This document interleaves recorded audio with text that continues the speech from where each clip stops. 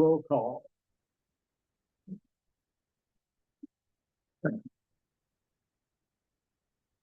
Barry's not here. Mr. Forrest isn't here. Mr. Harris. Here. Sheila K. Johnson. Here. John Everett here. We have 3. Public comment.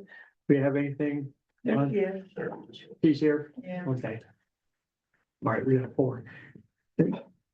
Anything, a public comment, Patty? No, public comment. My apologies. Well, I tell you what, we waited as long as we could. It's emergency after emergency going on in my place. Oh, well, we appreciate you being here. Trying.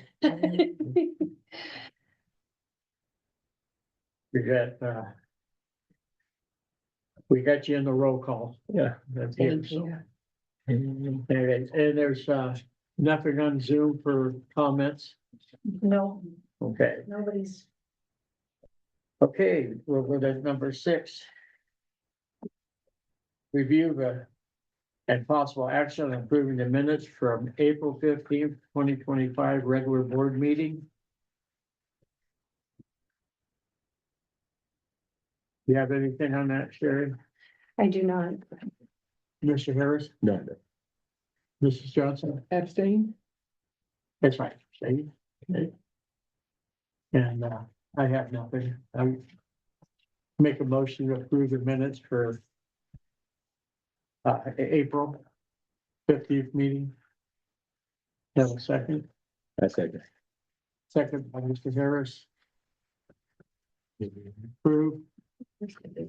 Gary? Aye. Okay. We 3 of us will approve. So 3 eyes. Abstain. 3 ayes, 1 abstain. Financials review and file preliminary April 2025 financial statements.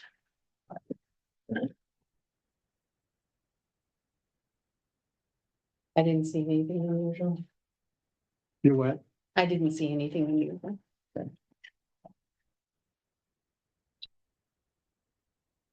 Yeah, anything, Mr. Harris? No, I don't, sir. Johnson? My favorite subject, no, I had nothing. Don't either, so I need a, The only thing that's on there is our fire net Lassen, which the 911 calls. Was 7270, but usually we get reimbursed and we go from 80 to 100% on that. So we're looking for a refund back from the county, but they have yet to deposit that check.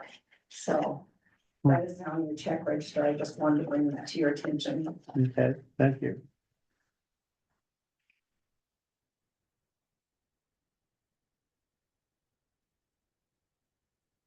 I have a motion to approve financials. Motion approved. I second. All those in favor say aye. Opposed? Thank you. Fire department updates, calls, April information, resolution. Or just go calls first, I guess. So it's just the 11 calls in April, 10 medical, one cancer call. And then we're going through things. Barbara noticed we didn't do any resolution, which we started to do, but then I didn't know if we waited till December to pass what we were doing. And when I talked to Steve Gross, he said that we needed to pass a resolution, so we need to ratify what we already did. So basically, resolution 2025.01 is in front of you to ratify the decision that you folks made in December of a 3% increase with the improved property being 136.54 and unimproved vacant property at 64.71.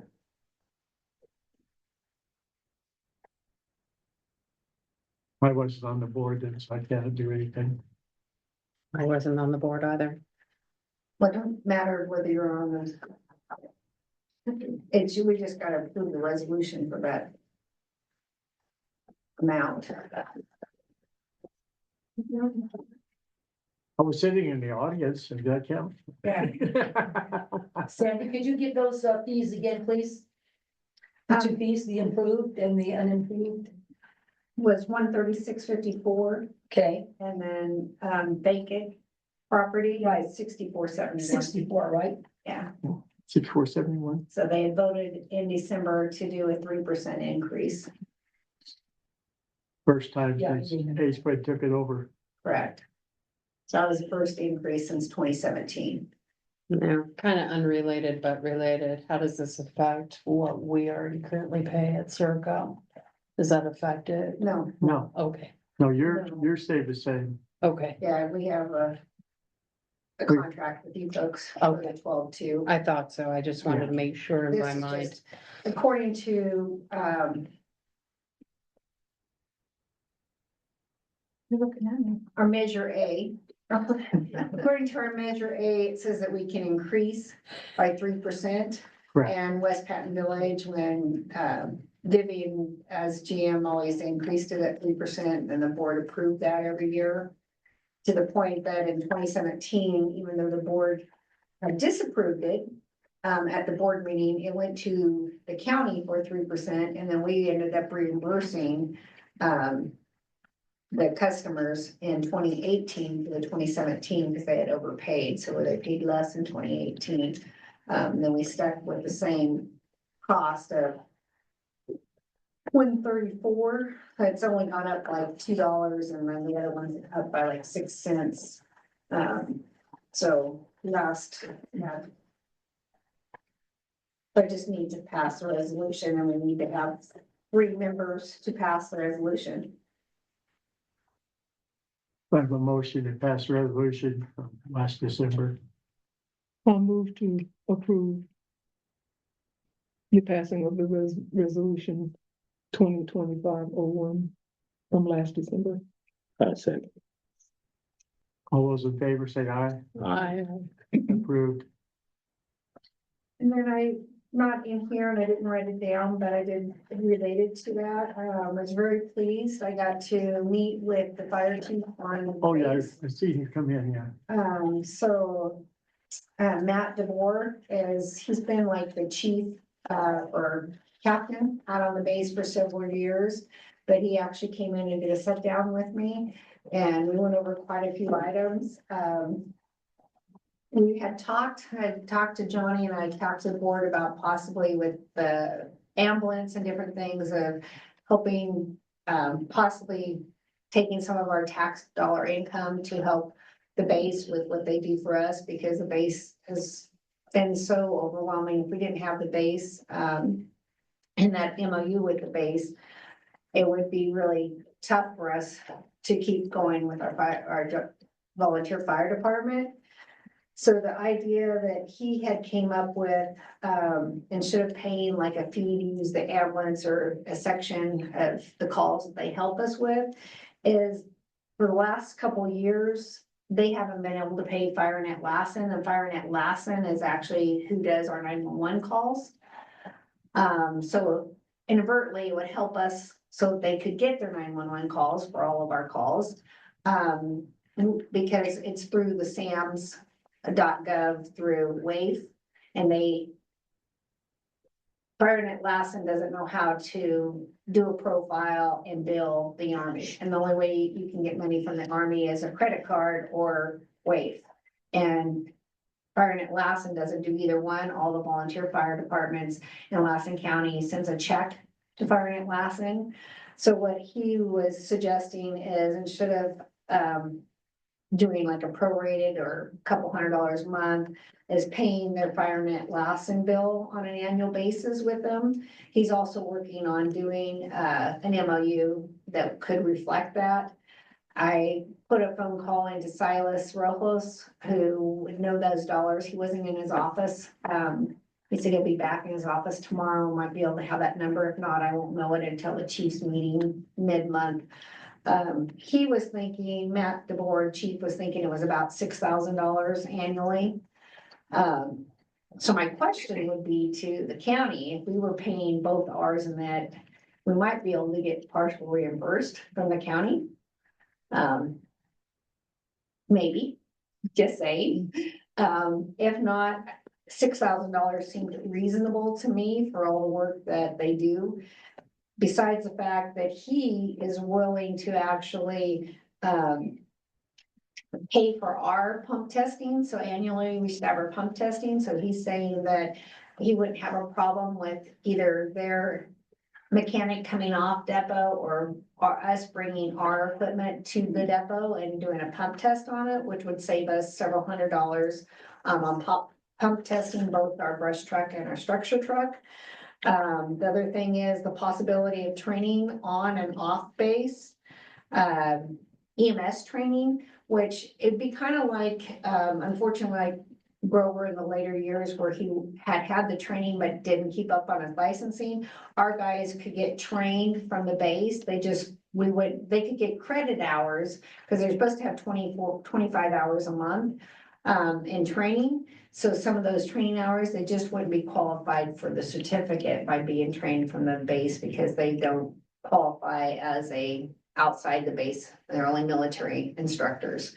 But a very nice thought. He said that he's also working with classes with Dan Weaver at the college and maybe doing something out here. But they would do EMS training class for us. He didn't have a problem with doing an annual fit test for the SCBAs for any volunteers, that they would come out and do that for us. And then we were talking about a physical test or information. I said, so, hey, we've been talking about this for 4 years, trying to get a physical test. He says he would give me the information that his firefighters have to go through and what they have to have. But he said, kind of again, the same situation that we all talked about was, okay, what doctor? Are we using your doctor? Are we using one doctor? Are we using several doctors? Because each doctor is going to have a different way of testing. But he said, he didn't, if we wanted to do a pack test or something like that, that he would be more than willing to work with us. Even to the point to come out, even if it's just Mike, that he'd come out and help Mike with a few things on base. But it just sounded like that this gentleman, which I believe is the one that all the volunteers through the years, the last 5 years, have really liked Matt. It's always been, unfortunately, the chief that just left. He was the one that was like, you can't go off base. I'm not gonna do this. And it was very hardcore. I think with Vince Penn being the garrison commander and Matt DeBoer and keeping that relationship open, I think we'd have a really good. And I told him we did have a couple of ladies that were interested getting their EMT, one of them being an LVN, that maybe they would even work with them. But it sounded like a win-win for us, but I told him, I thought, I wanted to get more details, and he's trying to make all the MOUs current. And he said, Furlong is their town too. And so it was nice to hear that from the chief, and not one that was wanting not to come out. So I was pretty excited about it. I just kind of was wondering and that they have a type 1, which would replace our structure truck that's coming up for auction possibly. It's been refurbished because there for a long time they couldn't get a structure truck because like we had with when we were trying to get our brush truck, it was really hard. He said that he wants to see if the base can make sure that us or another volunteer department in our area could possibly get their type 1 truck because it is in great shape. He just didn't know what the price or how it would be going about. They would be getting rid of it. But he said he would definitely, let us know and work with us with that too. That's great. Quid pro quo. They don't really get enough experience, so they're probably very happy to have us out here so that their firefighters can, hands-on. But they just don't, medical or fire either.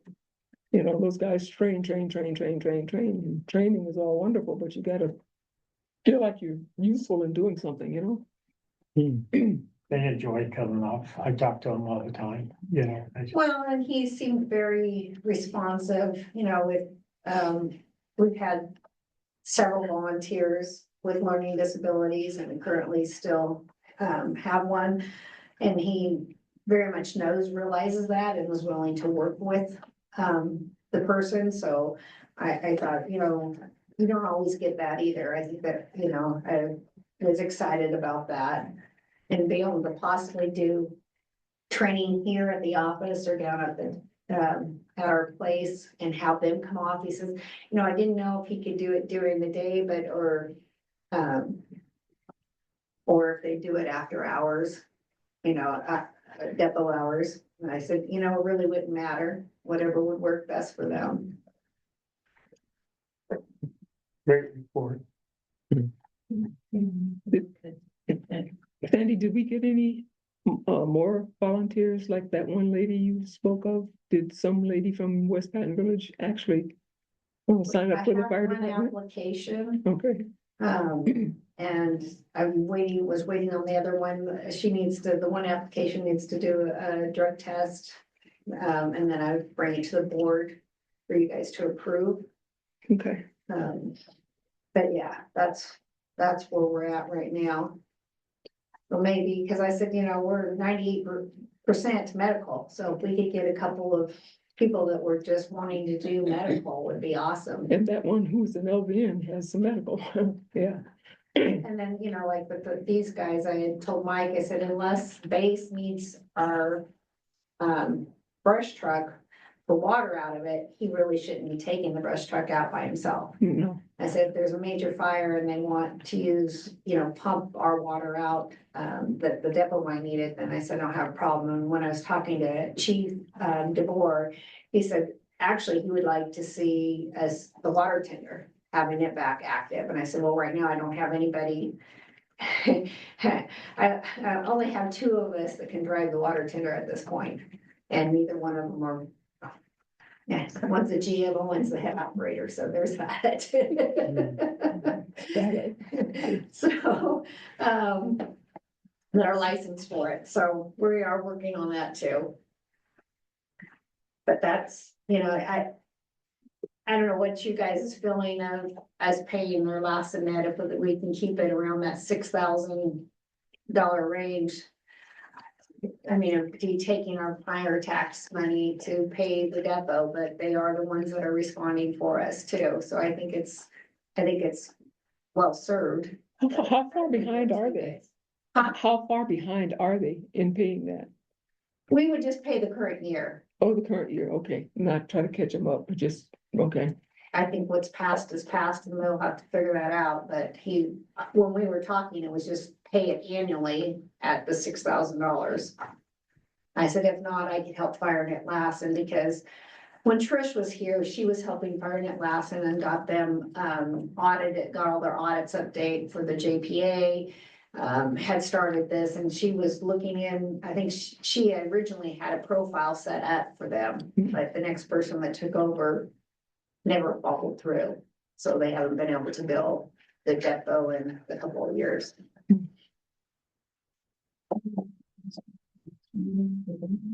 Well, if I could get you guys a consensus, and then when Chief DeBoer, when we talk next, I can say, yeah, that would be fine to put that in the MOU. I mean, my thought is we keep it at that range. I mean, our bill was 7,200, so I would think those would be the same because it's the same amount of calls, so between $6,000 and $7,000 annually. But it all, it all depends on the community, how many calls. But I can tell you, the last chief that was on depot, he was like wanting to get rid of FireNet Lassen because he didn't want to hear the calls. He wasn't going to pay for them, and he didn't want to hear the calls. Even though we have an MOU, yeah, wrong answer. Lord help us. And the horse he rode in on.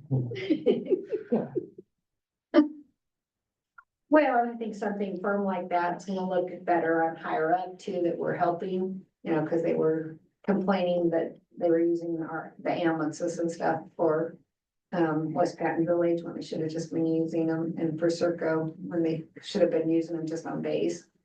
But And they never have calls on base, hardly ever. well, I had one this morning. So Somebody broke their fingernail. No, no, I'm not, don't even. cut it. Yeah. Yeah. I think they came to work to. To Anyway, get an ambulance Anyway. ride. My estimation is, I think that we should help the depot in any way we can to keep our services for us out here. I think it's a win-win for all of us, especially if they're willing to help do our pressure test and stuff on our vehicles. So we're getting something plus where we're not spending money here, we can spend it there, and possibly the county might help us out on those calls.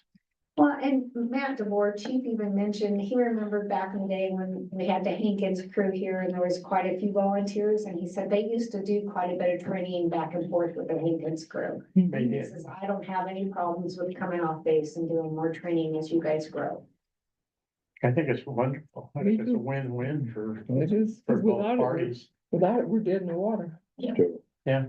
Back in the day, because I've been here a long time, you call for an ambulance and you had to wait for one to come from Susanville.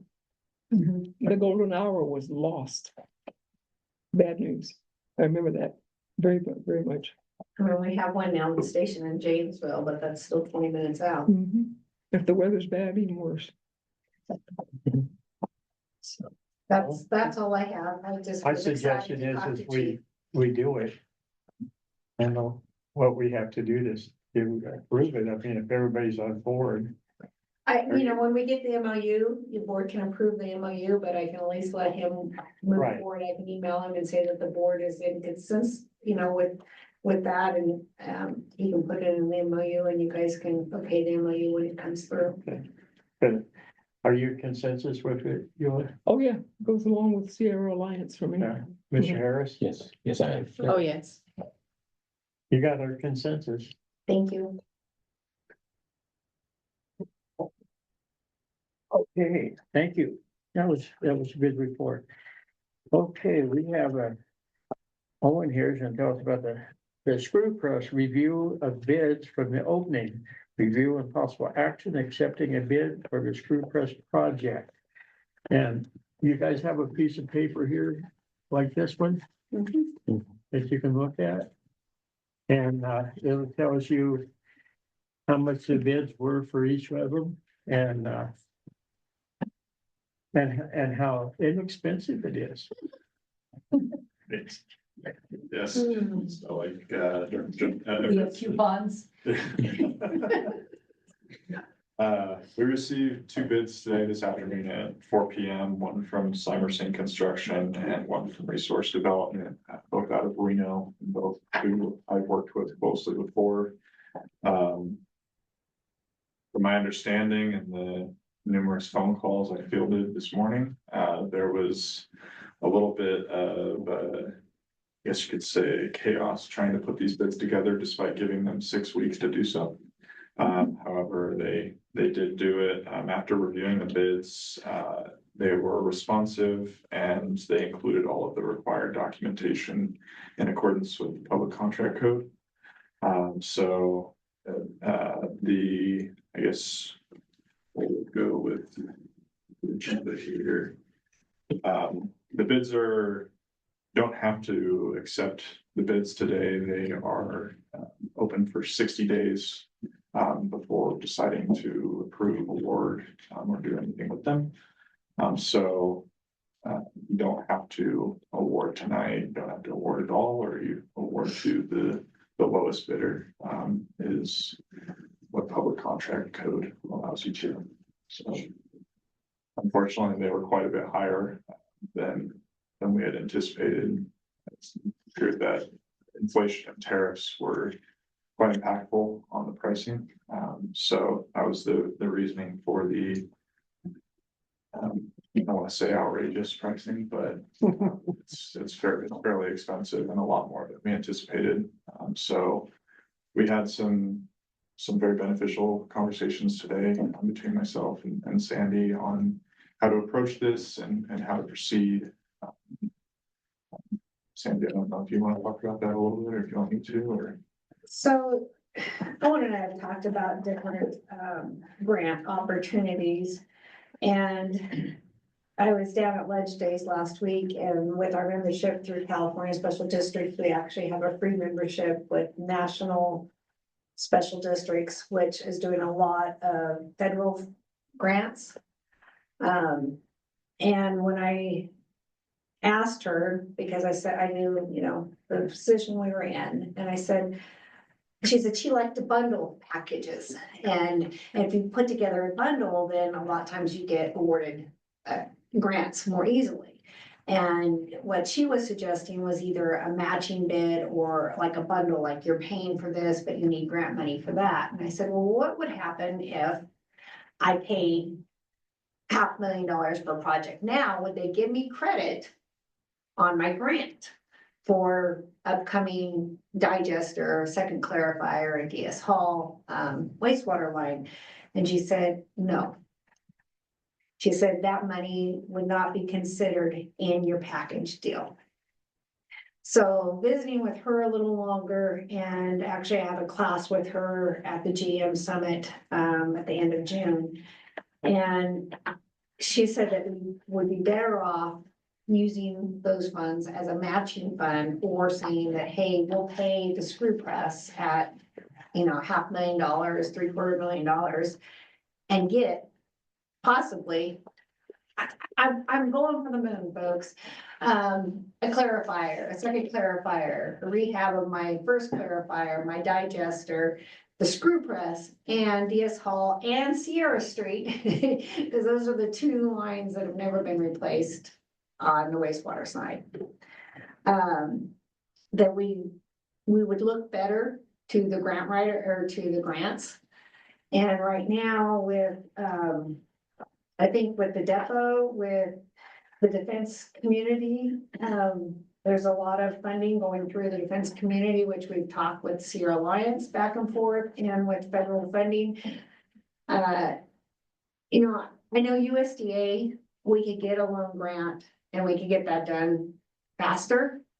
But with the two USDA loan grants that we got previous in 09 and 11, the grant portion was only 100,000, and we loaned 3 million that we're still paying on. So we still are paying on $6 million with the loan grant with USDA.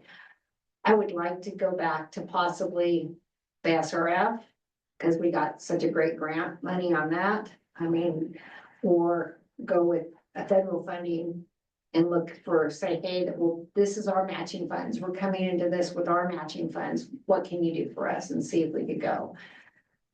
So Royce and I were talking about it, and Ellen,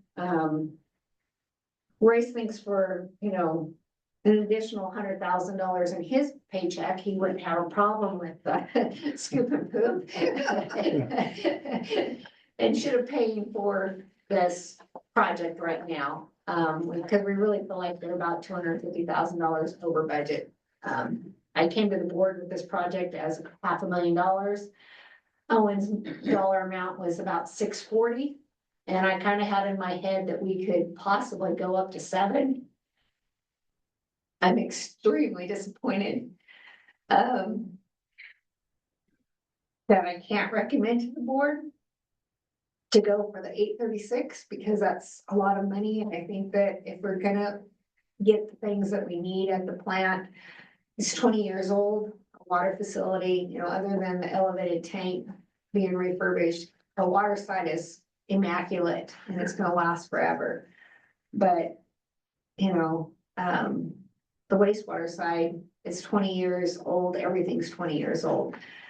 And so I've even talked to Ken Mallory, asking him about a belt press, because the reason we went down this road last year was because of the fact that our belt press is getting obsolete. We bought it from Boomtown, it's 15 years old at HPUD, plus whatever Boomtown's years were, and trying to find parts for it is really hard. If you can find the parts, they're telling you that it's, you know, 4 to 5 to 6 months out.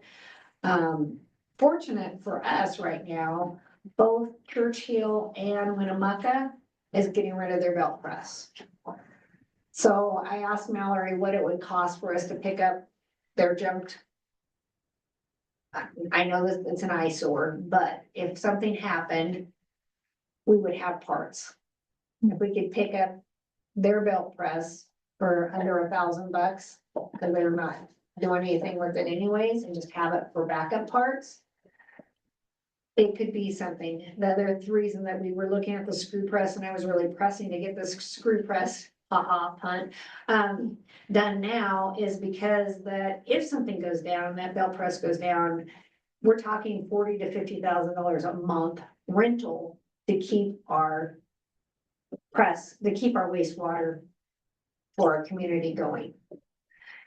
I hate for this community to spend, or this district to spend $40,000 to $50,000 out the window on a monthly basis, where I was thinking, you know, if we could pick up this screw press, it would, you know, alleviate the 200,000 that we could possibly spend just on rental fees before we could ever get anything fixed. We could actually put into something that would work, plus the fact with this auger and what we got going would help man hours, relieve a lot of stress on Royce and his crew of man hours or time, because we babysat that press 16 hours, 16 to 21, 28 hours a week.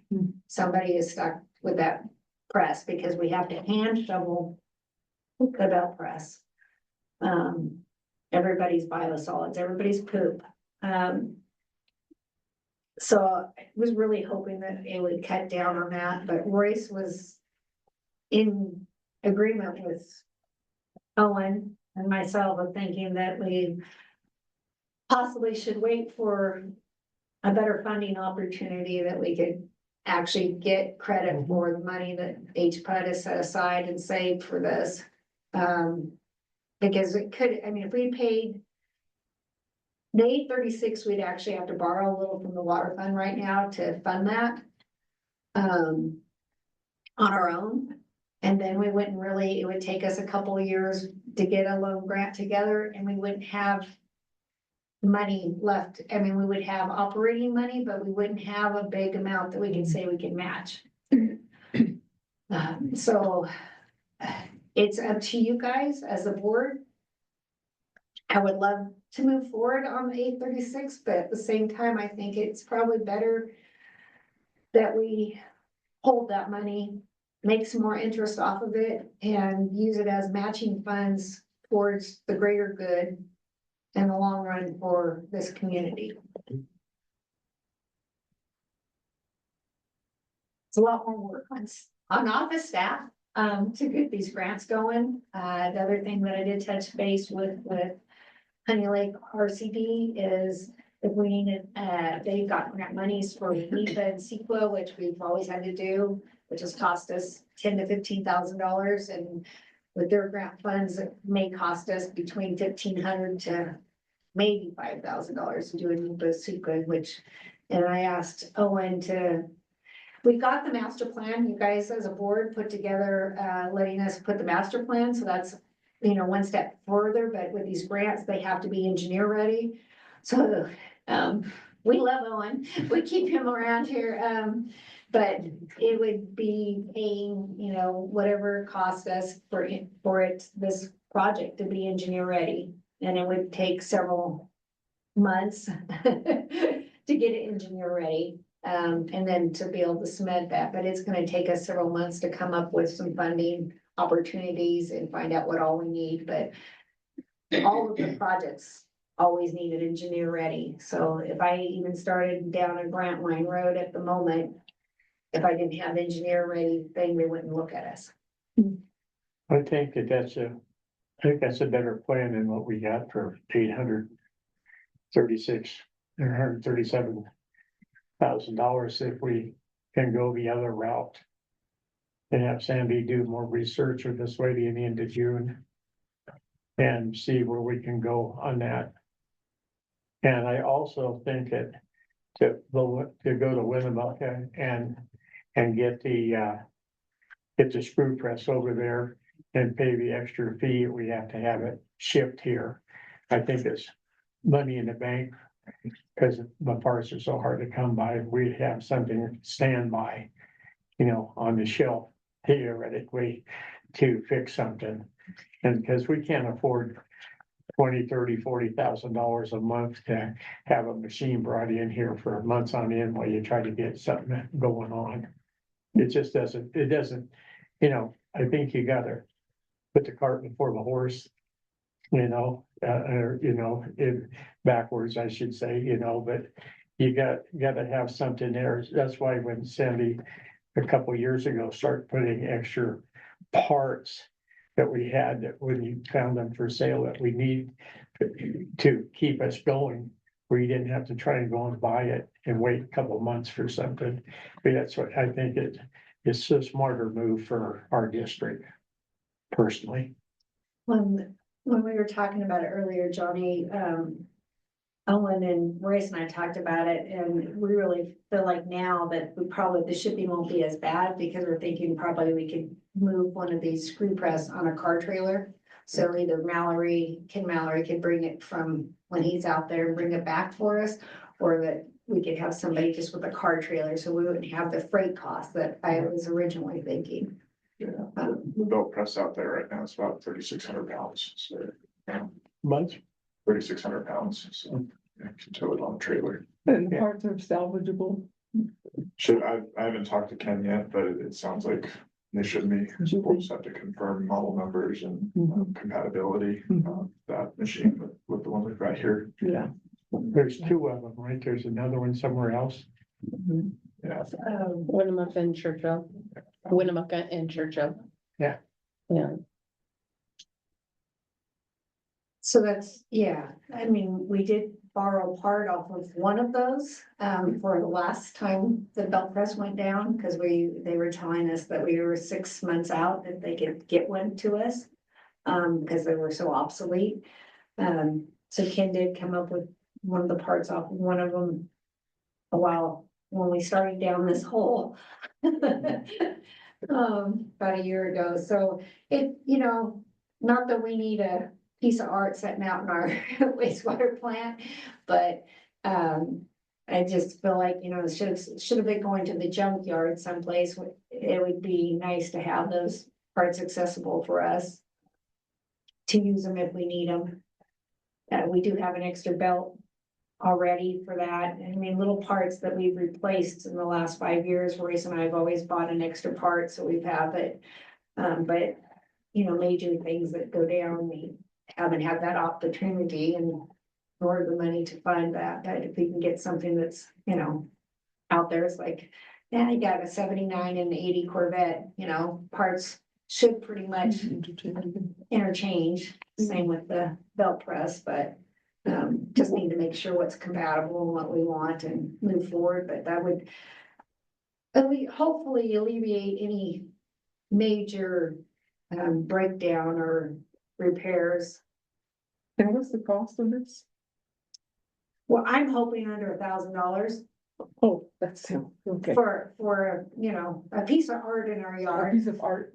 that we could possibly use parts off of. I'd like to say that you think that Sandy should move forward and look into this to make sure, and Boa to make sure that if it's interchangeable with what we have. And if it's, less than, let's say $10,000, you don't need the board approval to get it, Right. correct? Correct, and the other thing is too, with this, maybe I would say, maybe table even voting on this tonight and bring it back Right. in the June board meeting when we have more information Right, about. that's what I'm trying to just give you to go forward with the information, not to vote on it tonight. Yeah, With- well, to go- I mean, even with the bids, because originally we had. Oh, no, we don't want to do the bid. Mm, But we can Yeah. accept or deny those bids next month. And Right, let all the vendors the two vendors that have, the construction companies that applied, that we give, that we'll reevaluate this at our June 24th meeting. And I don't know, I guess they can't change the bids, let's say the tariffs are different, maybe they would change the bids, but. well, we'll get more information before we look back at the bids. So I think if direction. for them. Everybody sort of agree with that, or? yes, Yeah, Yeah. so we're gonna just table this. Yeah, Does it say We'll that? just table it until next month then. Thank That's you. acceptable? Yes. Okay, thank you, Owen. We appreciate it. Sorry, it wasn't the answer. we were looking Well, for. hey, you know what? It's not Not your always, we fault. don't always get what we hope for. And then we have to wait a little longer. And maybe with the new information that Sandy gave us, you guys discussed earlier, that maybe to put everything together at one time might be a better shot anyway. We'll get there. Or at least put it out there where we can, you know, maybe get 2 or 3 things instead of 5 things. Okay, number 10, workshop and possible action on policy 2330, workshop and possible action for keeping or deleting section 6 of policy 2330 or adding other employee benefits. So compensation and the incentive pay has been heartbreaking every year for the last 12 years. I know Renata helped put this together, because they had something similar on Depot. And it was really nice to be able to get, incentive pay on an annual basis. So we've spent about between $10,000 and $12,000 annually on this incentive pay. As we're moving forward, and the board has been really good about having COLA raises. My suggestion or staff suggestion would be to do more of it on the evaluation scores. And so we wouldn't have to fight every year on incentive pay. It would just be part of our policy that if you scored between 1 and 2, average between 1 and 2 on your evaluation, there'd be 0 bonus. 2.1 through 3 would be a $250 bonus, 3.1 to 4, a $500 bonus, 4.1 to 4.5, a $750, and a 4.6 to 500 would be a $1,000 bonus.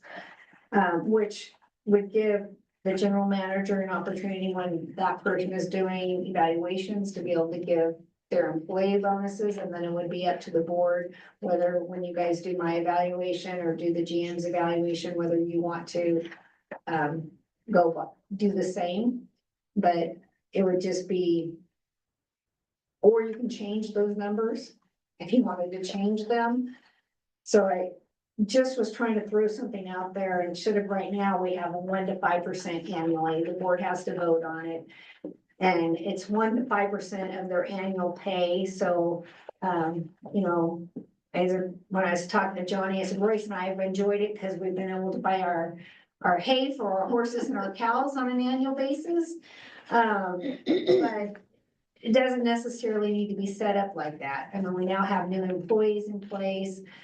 Royce and I are the only ones that are gonna know the difference, per se. But it would be nice knowing that, hey, we don't have to have a big discussion every year. You know, we put in, it's in the budget. Just like the COLA, and we move forward, and once you guys vote on the budget, I know what I can do for my employees if their valuations are good or fall within those things. And I think that's more similar to what the depot does do, because I know my husband got like a $1,500 to $2,000 bonus, and I know Aaron and Felix were like, they never received that before. They were always getting like $500. So I think it depends on, and you guys all worked on depot, most of you, so it depends on what your scores are, or what you're getting, or what's happening in your department. But kind of similar more of what's going on, and we've based a lot of our information on how the depot does things. But I did put in there, that, and then like, there was another one back there with the employee bonus plan, the purpose and how, you know, again, based on the rating, and whether it's a 10%, 20%, or 30%, depending on what it is. So I kind of had a little bit information too. I mean, there's 2 different ideas of how the incentive pay, well, 3 is how we've done it in the past. And then when I was looking at different pays and looking thing, I noticed that there's a lot of people now doing a longevity pay. trying to keep people interested in staying on. And so I put a proposal in there of an example of the longevity pay that I took a template off of another, PUD's longevity pay. So it shows the 3 years through 20 years of what they give for longevity pay for people. Example 2 is another longevity pay, service awards for people, from 1 year to 10 years, from $50 up to $1,000. And then, like I showed you guys before, they now have there's several districts that have wellness, reimbursement. So they're doing reimbursement like up to $500 annually per employee. If they, reversible items, gym membership, weight loss, fitness, exercising classes, diabetes management, nutrition, health, and different cardio equipment that the district would do for wellness. The other thing is, which I think we're small enough, I don't know if we really need a retirement pay, but LMUD has a retirement notice pay. So that if you so that way they can plan for you to retire and they know when you're going, but they're actually offering 6 months advance notice. You get 40 hours of vacation accrual deposited into your accrual bank, and they're doing extra vacation 6 months, 12 months, and 24 months. So you actually can get extra vacation hours for giving notice that you plan on retiring, so that the district can plan to replace you and can put stuff in place for you. But this is all what other districts are doing.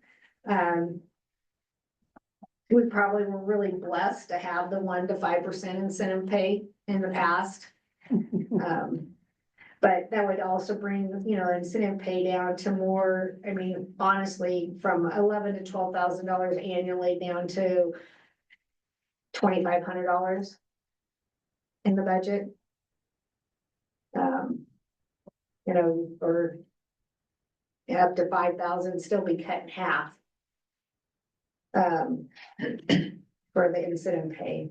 So instead of, budgeting for $10,000 to $12,000, we'd be budgeting for $5,000 annually incentive pays. Which, with we're doing a rate structure, knowing that we're gonna be doing a rate study soon, or asking for consumers aid, part of them to go down and part of them to go up, but everybody to balance out so that all of our rate structure is the same across the board. And I just think it'd be a good idea to, we try to keep people here, so longevity pay is great, incentive pay is great, but maybe balance it out so it's not as outstanding. I don't know. If you guys want to keep the 5%, I'm all for that, but I don't think when we're asking for rate increases or to balance out our rates among the rest of the community. So she doesn't want the 10%, so the 5 is okay. Yeah, Barbara says my horses are gonna starve. No, I'll just budget differently, but it's just a thought of, we've talked about this. Right. And I honestly, I'm tired for the last 5 years. I know Pat went through it before me, but Yeah. it's been 12 years of every year bringing this up, and it takes 3 months to get the board to decide whether we're gonna do incentive pays or not. And For a it's year. been budgeted for, but yet we don't know, and everybody makes a different decision, and then everybody's like, I just think that it's more falls in line with it for our area with the lower compensation of going off an evaluation. And that way even the employees know what to expect year from year. Sherry, you have something to add to this? No, because one of the longevities and such that is in here, I actually kind of partook from what we do. And just depends on how we want to approach it. Obviously, $11,000 is a lot of money. I mean, they're worth it, but I mean, obviously for budget wise, it's not gonna be beneficial for future use. I mean, sure, we would have to set a standard, within what the evaluations are, the minimums. Are we looking at longevity? Are we looking at just an annual? I mean, what do we want to do here? But I mean, something has to change and we need to set it in writing. Or we need to do maybe both, Mhm. longevity plus the first one here, incentive pay. Right, If we do incentive pay and longevity, because they are separate, they are. But are we looking to do both? Or are we looking to do Well, one or the other? I'm willing to do both personally, but I don't know what the rest of the board thinks of it. I Right. don't know what you think of it. I just, what my thought is. I think the incentive pay and the longevity would be appropriate, just for the fact of, I mean, the incentive is based on your evaluation, the longevity is based on the years of service. Right. So between both, we're trying to maintain these employees, not to go somewhere else, not that they might not, but at least it gives them an incentive to try and stay. Give them a little bit of praise monetarily. I look at it that way. And the fact that if we do both of them, it's still gonna be less. Except for, I think one thing is, I'm gonna get her attention, is we start from scratch now. On Oh. longevity. Oh, Your voice and I would not appreciate it. I'm teasing, oh, you mean from implementation? right. Oh, I see, okay. This would be the first year for all of us. Mr. Harris, I agree to both. Incentive and longevity. Keeps people from using us as a stepping stone, for one thing. Hang out here long enough to get some experience in Zoom, I'm gone. The longer they stay, the better they might like it, if but we it's give them more money. it's two separate items, Mhm. one is a yearly, one is, 3, 5, 10, 15, 20, And if we get somebody that stays 50 years, like I did cutting hair, bet you get 10 grand in. But we don't have to worry about that part. But no, I'm just teasing on that. But no, I look at the policy that in my estimation, we should do longevity pay for helping to keep the employees here. Not that it's a lot of money, but it's a milestone for them to have, to get something. And incentive pay, is a yearly thing. And the board only really, in my estimation, should do evaluation like we only do on our general manager. And our general manager does the evaluation on all the employees. And that with the general manager, because they work for her or him, whichever, that person knows if we're doing a 3 or 4 or 5 or 2. We as a board don't work with these people every day. Okay, we come in once a month, a couple times during the month, and our what we see is not what goes on behind closed doors, so to speak. And so I think that the general manager, whoever that person is now or in the future, should have total say on the evaluations. I don't think it should be a board decision at all. Absolutely not. Yeah.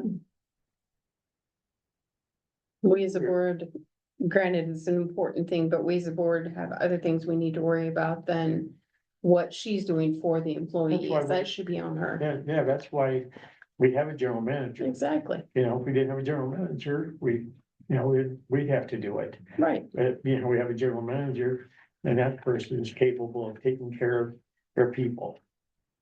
And those people work directly for our general manager, period.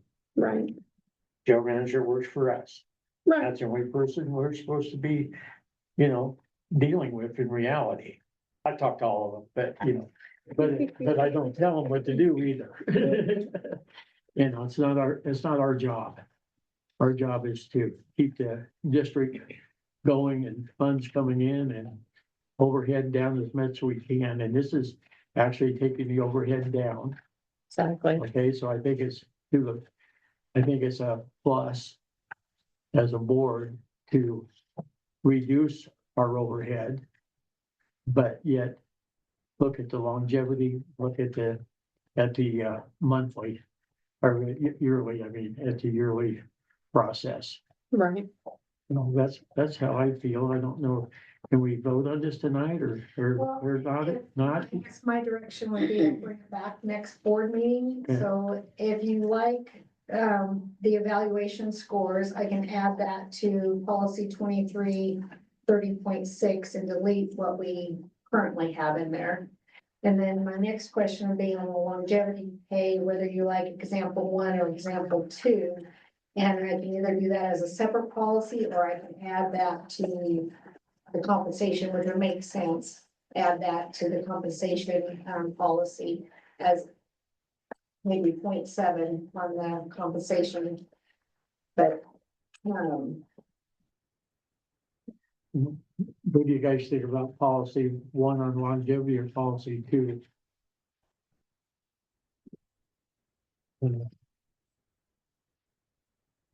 Policy 2 gives something every year, they say, and policy 1 is 3, 5, 10, 15. I know back in the union days when I worked in sawmills, it was no more of a 3, 5, 10 years, 15 years that you get something at that rate. Or do we want to try and do a little bit every year? I guess that's our question. We need to look at.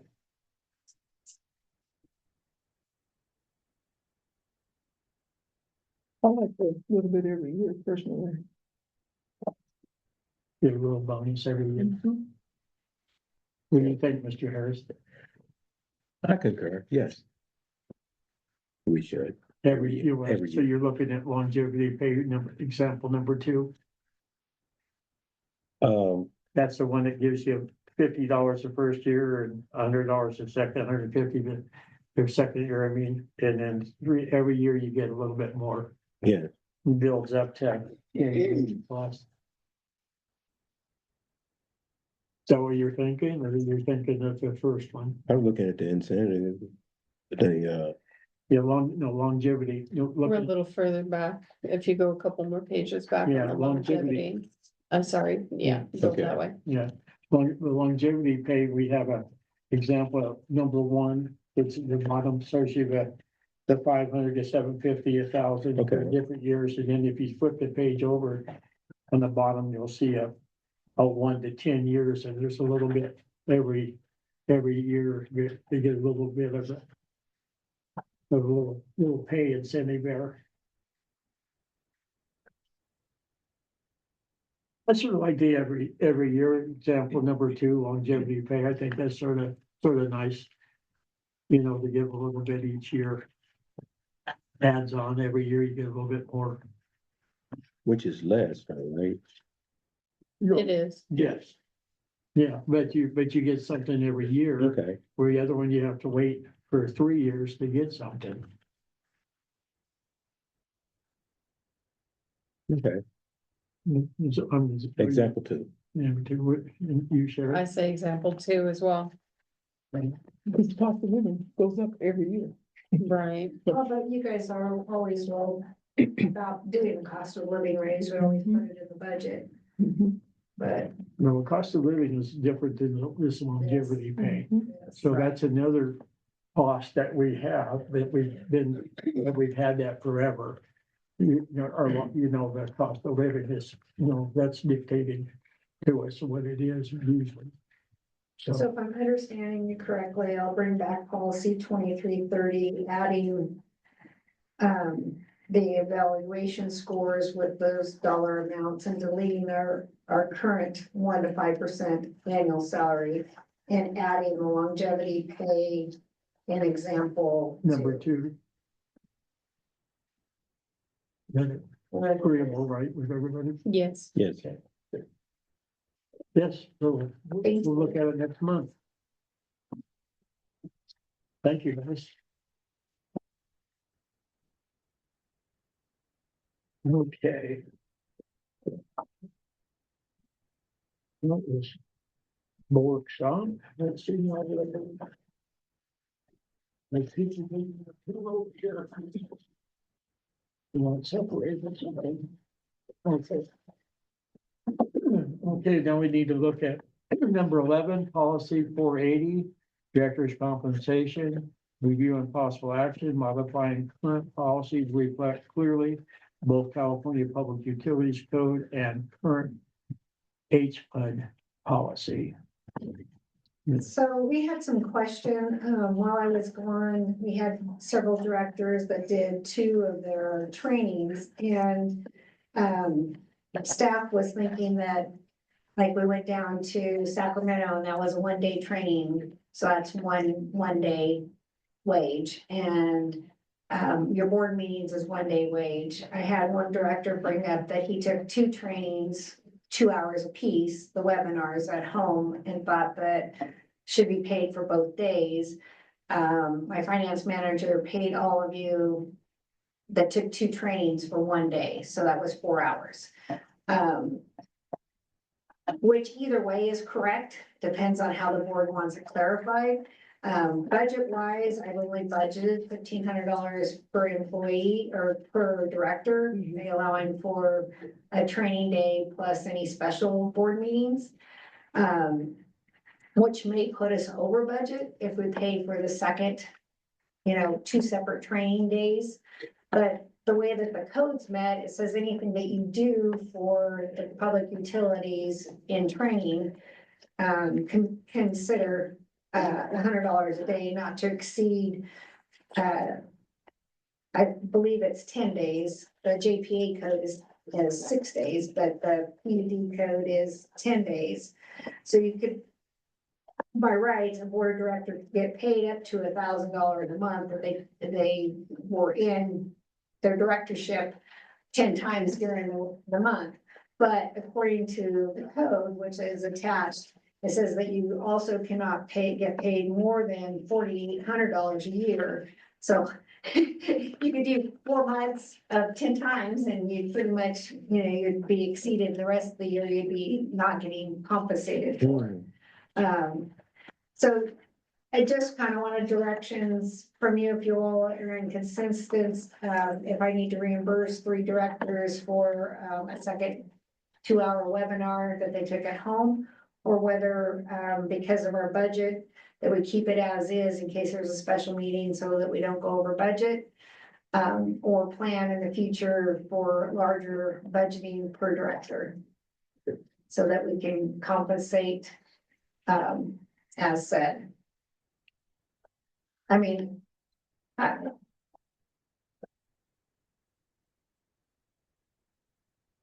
it's your policy, it's your monies. What are you thinking, Eula?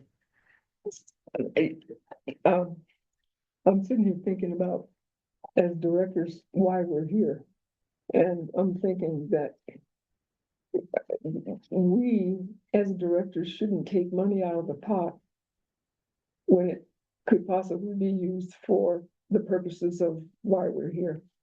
And I truly don't think that I would like to be compensated for taking classes. I decided that I wanted to run for this office, and I decided I wanted to work for the community. And I'm not trying to sound like Pollyanna, but I don't think we should be taking extra money personally, because we run short, then we're gonna have to dig into our other monies, and I don't want to do that. And maybe we classify it as webinars. I mean, direction from the board could be that if you have to attend a class, then you get paid a full day.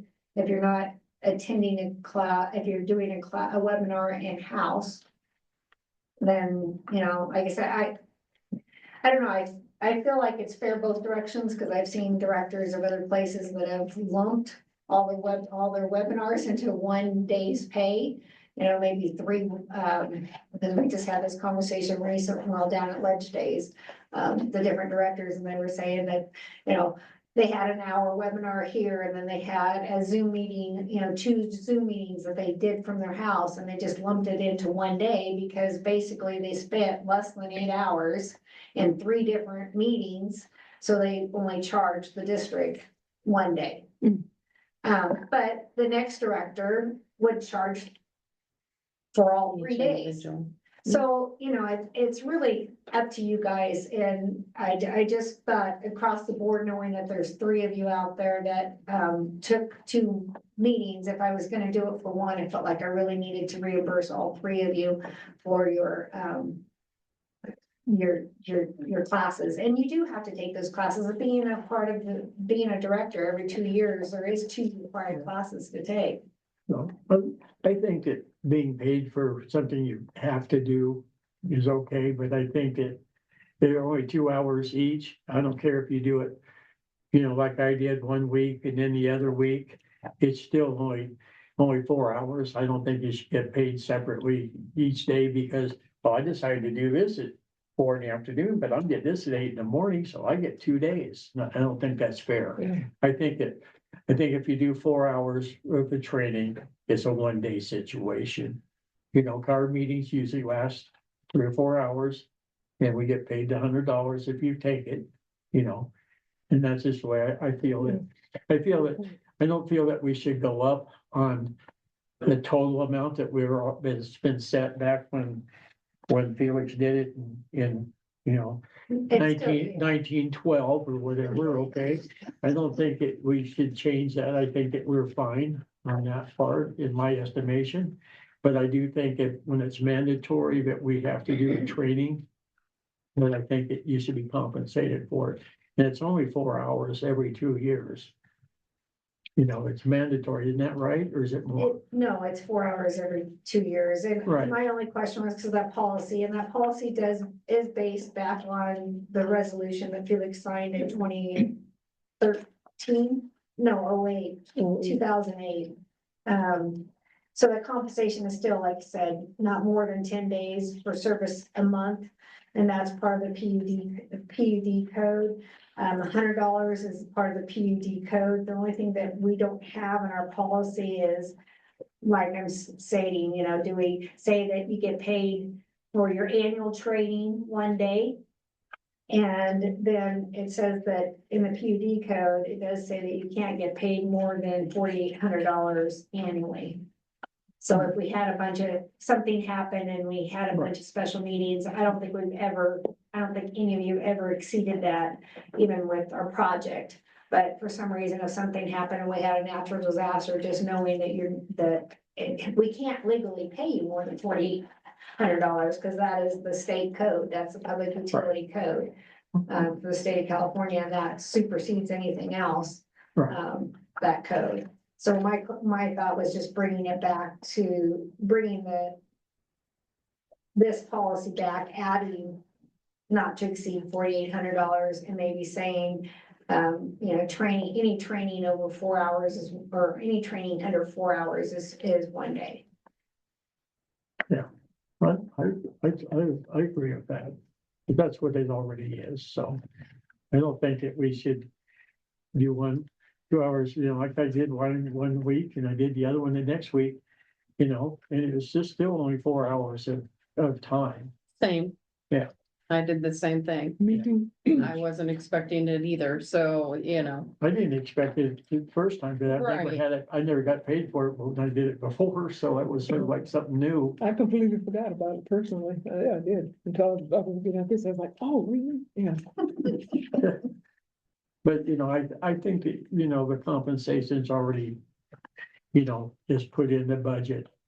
I don't see we should have any changes, and I don't feel I personally deserve another $100 because I did 2 more hours. I don't believe that's right. I think that, you know, if you get just 4 hours or less, you know, I mean, come on. I mean, my thing went off and on about 10 times and I was down here getting you know, to fix it for me, that's my fault, because I'm not smart enough to know how to turn this stupid thing back on. And it would still take her sometimes 4 or 5 minutes to figure it out, and she's a guru, so Hmm. I didn't feel that bad, you know, but it's still, you know, it was still the amount of training time, you know, was 2 hours.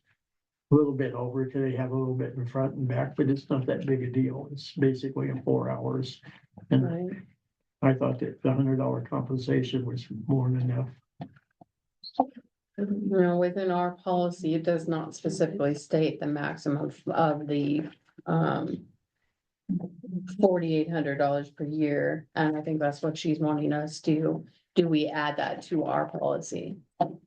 Bring it back next Bring it month back with and adding adding it. $4,800 Yeah. plus adding I that agree. training Yeah. under. Yeah. Under 4 hours is one, less than 4 hours is, or 4 hours or less is 1 day. That's all we can, Okay. we've got a cap on agree. it so that you I say can't, bring it back with it. yeah. Yeah. Yeah, gotta say that you were training when you were out there sweeping the front porch. Watering the birds. Yeah. Oh, but my 2 hour session literally took me about 6 hours because I was doing it in between phone calls and works. So does that count? No. I'm kidding, kidding. Well, I was just, I know. my 2 hours took all day too, but it's still, in reality, it was, you know, it's one session and then you Right. do 2 sessions if you were uninterrupted. Well, like I said, we can leave it as it is, and what directors ask for is what they ask for, because technically they do just, it does state that in law, that you can do it that way, just our policy would supersede that. We can't go over the $4,800 annually, but you could put me over budget. Yeah, that's the part I don't like. Yeah, I'm thinking about the people that live down the street from me. Joe, Well, it's just a harder conversation that we probably need to have when we're doing the budget this next fall is, you know, what trainings are available and who wants to be involved so that we set the budget correctly for the director's pay. Right. Okay. Hmm. Anything else on this policy? We'll bring it back next month then. Final. Okay, we got number 12, written correspondence, information only. So the first is just our annual letter back from SDRMA letting us know what it's gonna cost us for July 1st and June 30th for our property liability insurance and workers' comp. Which is actually gonna be less than that, at our board meeting, our workers' comp's gonna be about 3% less than what they originally did. Our property liability would be about the same, and that is about 3% more than we paid last year, but still staying pretty reasonable per se. I just included the CIP points of, each one, we've got a total of 15. We've earned 11, and I did find out that she didn't have us down for positive pay, so that gives us the maximum 8 points in that category. We have the maximum of 2 in the other one, and unfortunately, on the claim side, we don't have any points in that area, so we'll have 12 points maximum that we can get, and we will have received all 12.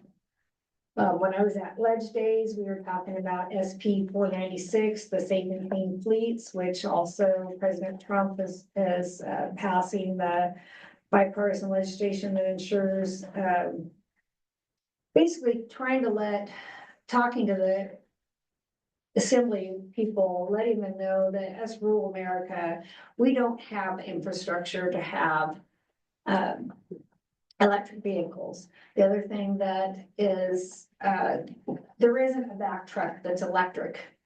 You know, they've now waived it for the firefighters that they don't have to have electric. Because there isn't a fire truck that's electric. But our back truck, even though it's, you know, ways of fortune and cost, there is an electrical back truck. We can't replace that back truck with electrical back truck. So we're really letting them know, that, hey, there's a lot of things, we need more time before you start imposing these fees on rural America. And the consensus, the census pretty much was that all the Congress people that, I had got to talk to, agreed. Got some one-on-one time with Heather Hadwick, and she's originally from Alturas. She's a CAL FIRE person. She really knows rural America, and she's fighting really hard. We had a long conversation because I feel like we had the Dixie Fire. We survived the Beckwith Fire. You didn't see us on the news. We didn't get all the stuff that LA's got. She said, I said, and they're getting money paid left and right, and half of our people still haven't got money from the Dixie Fire or the Beckwith Fire.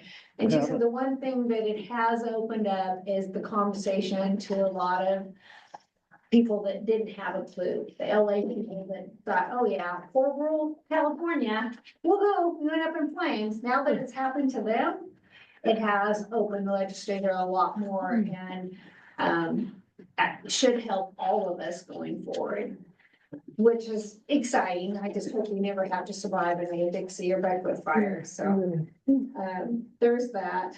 And the other thing, last week was California Special Districts Week, and they passed, every year there's a week that's designated just for special districts. And I just kind of put in here some of the things that let you know more of how the community and how special districts and the literature that we were giving to the assembly people that we spoke to. That's all I really got on that, but I thought it was pretty interesting thought I would share with you because it kind of talked about how special districts are different at different levels in our funding. I also brought up the fact with the Congress, can't think of his name. He wasn't in our district, but it was one that was on the list that I visited. They had no clue about, we were educating them on special districts and how to vote for special districts. And I told them, the COVID money, the cities and counties all got COVID money, which they were supposed to share with special districts. But when I knocked on Lassen County's door, they said, oh no, this is our money. I said, no, did you read this? It says special districts are included. And they said, oh no, that is our money. And so, California special districts went to bat and got a lot of money designated just for special districts, and HPUD was very lucky to get, over $80,000 of COVID monies a few years back because we separated that out for special districts. But it's still an ongoing effort to let our legislative people know what special districts are. So I really love that LaMalfa, when he comes here for Sierra Alliance, he realizes that they're small and rural, and he will fight for us on the federal level. Megan Dolly now has Bruce Ross, which was my go-to person for Brian Daly. So I feel like we have an in there with the Daly still, because Bruce Ross went to bat for us and got our SRF grant when it stopped several times. And Bruce was the one that actually pushed things through for me. I mean, it was funny how the very next day I started getting phone calls where it was on stalemate. So just, sometimes we forget that, and we don't, how caught up we are in the political world, and I don't like politics very all, but it is nice to have an end when you need it. And like looking at now a federal grant, LaMalfa's office has said over and over, what can we do on the federal level? Well, LaMalfa's office will be my first phone call. And I tell you, his go-to person that comes to all of our Sierra Alliance meetings is very outstanding, and she's easy to talk to. And, when we had stuff recently, we had all of LaMalfa's office here. We had the DC office and the Chico office right here in HPUD. So just being able to connect, to have a voice is important. When Terry was here for the Sierra Alliance, she made a point of saying that if individuals, not just special districts, but if individuals were having problems at this point in time with some of the changes in policies, that they were to contact her and they would work with individuals, which is really cool. Well, and Terry and Heather Hadwick, she said the same thing. She says a lot of times, you know, when I'm looking at some of these bills that are coming through, she says, unless I get feedback, she says, those letters, those emails that you send me, she says, helps me know where you guys are at. And she says, you know, sometimes I get bills that I don't have a clue and there's no feedback. And so if there's anything that you guys can help me with, or you feel strongly about, you know, email me, email staff, let me know what's going on. But I did like, you know, everybody else, we got their staff to talk to. And Heather was there and she talked to us personally. And it, you know, it's like how Brian used to be when I'd show up, and a couple of years ago, I had to twist Megan's arm, but I got a one-on-one with her with, and then Brian and Megan both came out for the dinner that night, but it was, you know, just having that one-on-one with them personally and knowing that they're voting and they know what they're talking about. I mean, Heather, when we started talking about the different bills, she knew right off the bat. And now it wasn't a staffer saying, oh yeah, well, I think the assembly person's gonna do this. You know, Heather knew exactly what we were talking about. So anyway, moving on. Okay, thank you for the input. Number 13, ordinance. Number 8, process for adoption. For process for appointing and establishing compensation for officers of the district, review and possible action on approving ordinance. 8, the compensation procedures for the district. So until you folks did my contract 5 years ago, we, for better words to say, never legally approved any GM before me, because every GM is supposed to, whether you want to compensate, yeah, I'm doing good. Compensate, a district clerk or the treasurer or the GM, you need to do an ordinance to do that. And so when we did my contract 5 years ago, we had hoped to get the contract done, or I'd hoped to get the contract, Johnny and I hoped to get the contract done like in April. And it took us until July because we couldn't do it at a special meeting. We had to do an ordinance and publish the ordinance, which took additional 45 days. So my contract really didn't come into play until July of that year. Visiting with Steve Gross, he's just helped Tahoe's PUD and Donner PUD do a resolution. Putting an ordinance in place to do a resolution. So if by passing ordinance number 8, you can, we would pass ordinance number 8, I have to publish it, but in 30 to 45 days, this ordinance would be in place. So next month, when you start reviewing a contract for a GM, you could actually just pass a resolution in-house, which would take place that night for a contract. And then that way going forward, then anytime you wanted to hire a GM or do a contract with a GM or your clerk, you could just pass a resolution and never have to advertise it or wait 45 days to do a contract. And make sure that when you guys sign the contract, instant. So this is what Donner PUD and Tahoe City PUD is doing.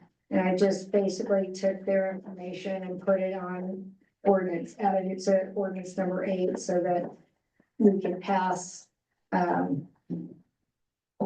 the ordinance so that you guys would have that, and it is legal through the PUD code, section 16112. To do this, just that you would, just, it saves the district a step every time that you're gonna pass a contract. That the board appoints.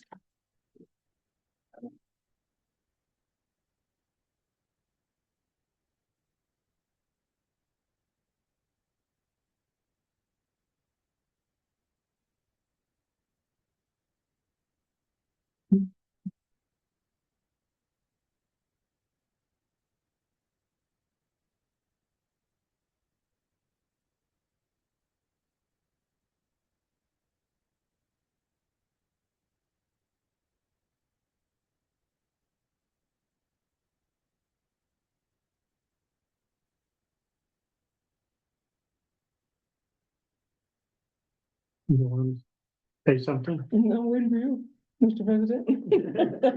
Well, so, Vice President, what are you thinking? I'm thinking everything looks hunky-dory to me. Monkey Dory. Yeah. Boy, that's. I'm dating myself, yeah. Nah. I mean, you'd still have to pass a resolution to pass my contract, but at least you wouldn't have to do an ordinance. Right, And I think the next GM, the same, you could pass a resolution to hire. And should have to pass an ordinance and waiting to be able to hire somebody else. So it's hopefully what it's thinking is it sets you up not only this year, but sets you up for the future when you're hiring a GM, that you can have that as a board, the right to do that.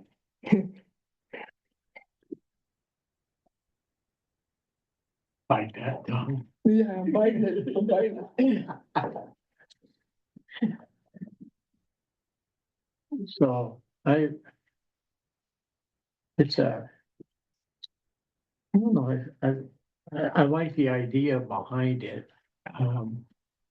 Being able to not have to wait forever and we're in limbo, and we went from Pat passing away until we hired Sandy to fill those shoes. We had an intern person here, Dan, and he did a great job. But he was sort of hands-on like the first month, and then he had so many other duties he didn't really see. And so Sandy just ran everything as it was during that period of time until she was officially hired. And so we did go through quite a while of limbo there in reality. 6 And months. it wasn't an overly good feeling, to be honest. I was here for that. And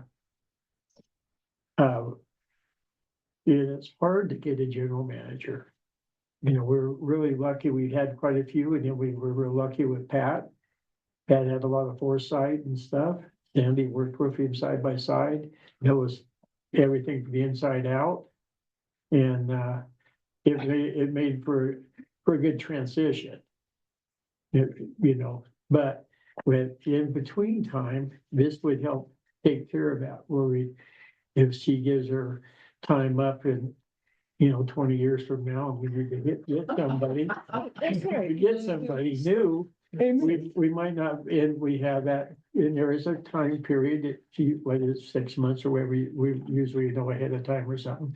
We have time to put it out there and find somebody and to hire in, maybe even a month or so before, but this one leaves where they can help, to help direct the next person to give them the insight of this, what's going on. So I see a plus to it when you look at it from that angle. To looking forward, I think it's actually a plus for our board. Because it's really hard to find somebody, and it's hard to keep employees. That's why we trying to do this longevity thing and incentive pay, for next month. I think it's a plus for our district to be, sort of looking forward instead of having to step back and wait, 3 or 4 months before we can get somebody. I think it's probably it's a plus for us. That's my feeling. the thing going forward is too, if you go to hire somebody, you can say, oh, we hire you, but we can't pass you to, we can't sign your contract for 30 to 45 days until the ordinance goes through. And now, at least you could say, we hire you, we'll pass a resolution at our next regular meeting, and you're hired as of this date, instead of waiting out there in limbo with nobody, or with, or the person needs money to live on, and now you've lost a person, you lost a good prospect because somebody else took them and were able to pay them from day one, immediately. So it's, there's pluses for our district to, I think, to sign this and do this. That's my estimation. You have something, Yeah, Mr. Harris? You have something on this? No, I'm in agreement with what you said. Mhm. Awesome statement. And Mrs. Johnson, do you have something to add? Yeah, because, like I said, 20 years from now, when she decides to leave, we'd be having, everything be lined up like it's supposed to be. No. And I won't be here, but at least it'll be in step there to do it, so. Sherry, you have something on this? I don't, I agree. Oh, my God. so with it being an ordinance, I would need a roll call vote. And then we'll publish this and the ordinance would come, I think it's, I'm not sure if it's 30 or 45 days. It would come into play. I need a motion. Need a motion and a second, and then we need a roll call Right. vote. Right. I need a motion for ordinance 8. I move that we go forward with ordinance 8 as stated. I second. And all in favor of aye, and we have to have a roll call, I know. I'm waiting for Barbara, she's gonna ask us. Oh, I didn't know that I, We let you talk, you're the clerk. it's Yeah. turn, it's my turn. Yeah, we appreciate you, Director Everett, yes. Director Johnson, Yes. Director Harris. Yes. And Director Kessler. Yes. Kessler. Back. Kessler, Kessler. Yes. He's getting there. yes. Thank you all. No matter what you call her, it was yes. My first name gets misspelled, misenunciated. I mean, it's, come on now, don't do my last name too. Four ayes, no nos, and one. I had to spell lead again, so don't feel bad. No. On the phone. That's deep. Oh, wow. Yeah. Oh, no. Thanks, everybody, for your input. Okay, we'll go to number 14. H-Bud attorney contract, review and possible action on attorney contract. And there'll also be a roll call. There's a contract here from the Porter Simon Law Office. And it is a private and confidential communication, do not distribute or forward. So this is what it is. I've read it. Hopefully everybody else has read the contract. One thing that I noticed right away was we were paying $350 for the attorney Michael. And it was gonna give you a raise automatically in, I think, July. And this attorney's coming in at $310 an hour. And so we're saving $40 an hour, for general, just, for information from him. Of course, if we have a court situation that is, the charges go up, and so did the other last one. Being how I've been here a while and have dealt with Steve Gross multiple times, I find him very honest up front, and very knowledgeable of our district and our policies. And he's helped us immensely through the years. And I, for one, would love to have Steve Gross back as our attorney. On You, the upside too is that Steve is in trucking, so if we have to pay for any travel expenses, we're not paying from Fresno or LA to Furlong, we're paying from trucking to Furlong. That's another savings. And also, when you call him, he generally answers the phone himself, and you get an answer back. He doesn't ghost you like the last one did when you ask on a Wednesday and next Tuesday you have meetings and you have no answers, so it be correspondence and back and forth with Bruce over multiple years has been outstanding and for him and his company. So it's a plus for us to have somebody that actually deals in what we do. The last attorney didn't seem like he was that knowledgeable in special districts. It didn't seem to me like, anyway. So anyway, I propose that we hire him back if on my part. And what do you have to say, Ms. Johnson? You've been with him a long time too. Yeah, I truly, am glad that we are entertaining bringing him back. Mr. Harris, you've been with him a long time also. Yes. I'm glad we came to our senses. No. I'm sorry. I didn't mean to go there. Yes, you did. Okay. I think we should bring Mr. Steve Gross back, and we welcome him in open arms. Yeah. Thank you. And Sherry? I agree. I mean, the costs are just outrageous and him not communicating and getting the information we needed. I mean, that was just ridiculous. Yes, it So I was. agree. I'm sorry. Go with the other attorney. Think we need a motion to bring, A motion to accept his contract. yes, Lee, is that a motion? I motion that we accept the contract of Porter and Simon as written and welcome him back. I'll second. We need a roll call on that. I don't believe so. All those in favor, say aye. Aye. Opposed? No, one absent. Thank you, everybody. That was wonderful. Thank you, sir. It was a big step forward. Yeah. Okay. I know it's 7:10 and I've added to my GM report. You All ever- everyone hear from me. So anyway, I think we have 2 people left to finish, one more training on the education. I appreciate all of staff getting, or all of board members, doing their education training. That's a big help. Dakota, who is our promising young man for HPUD out of the wastewater, left because of family reasons.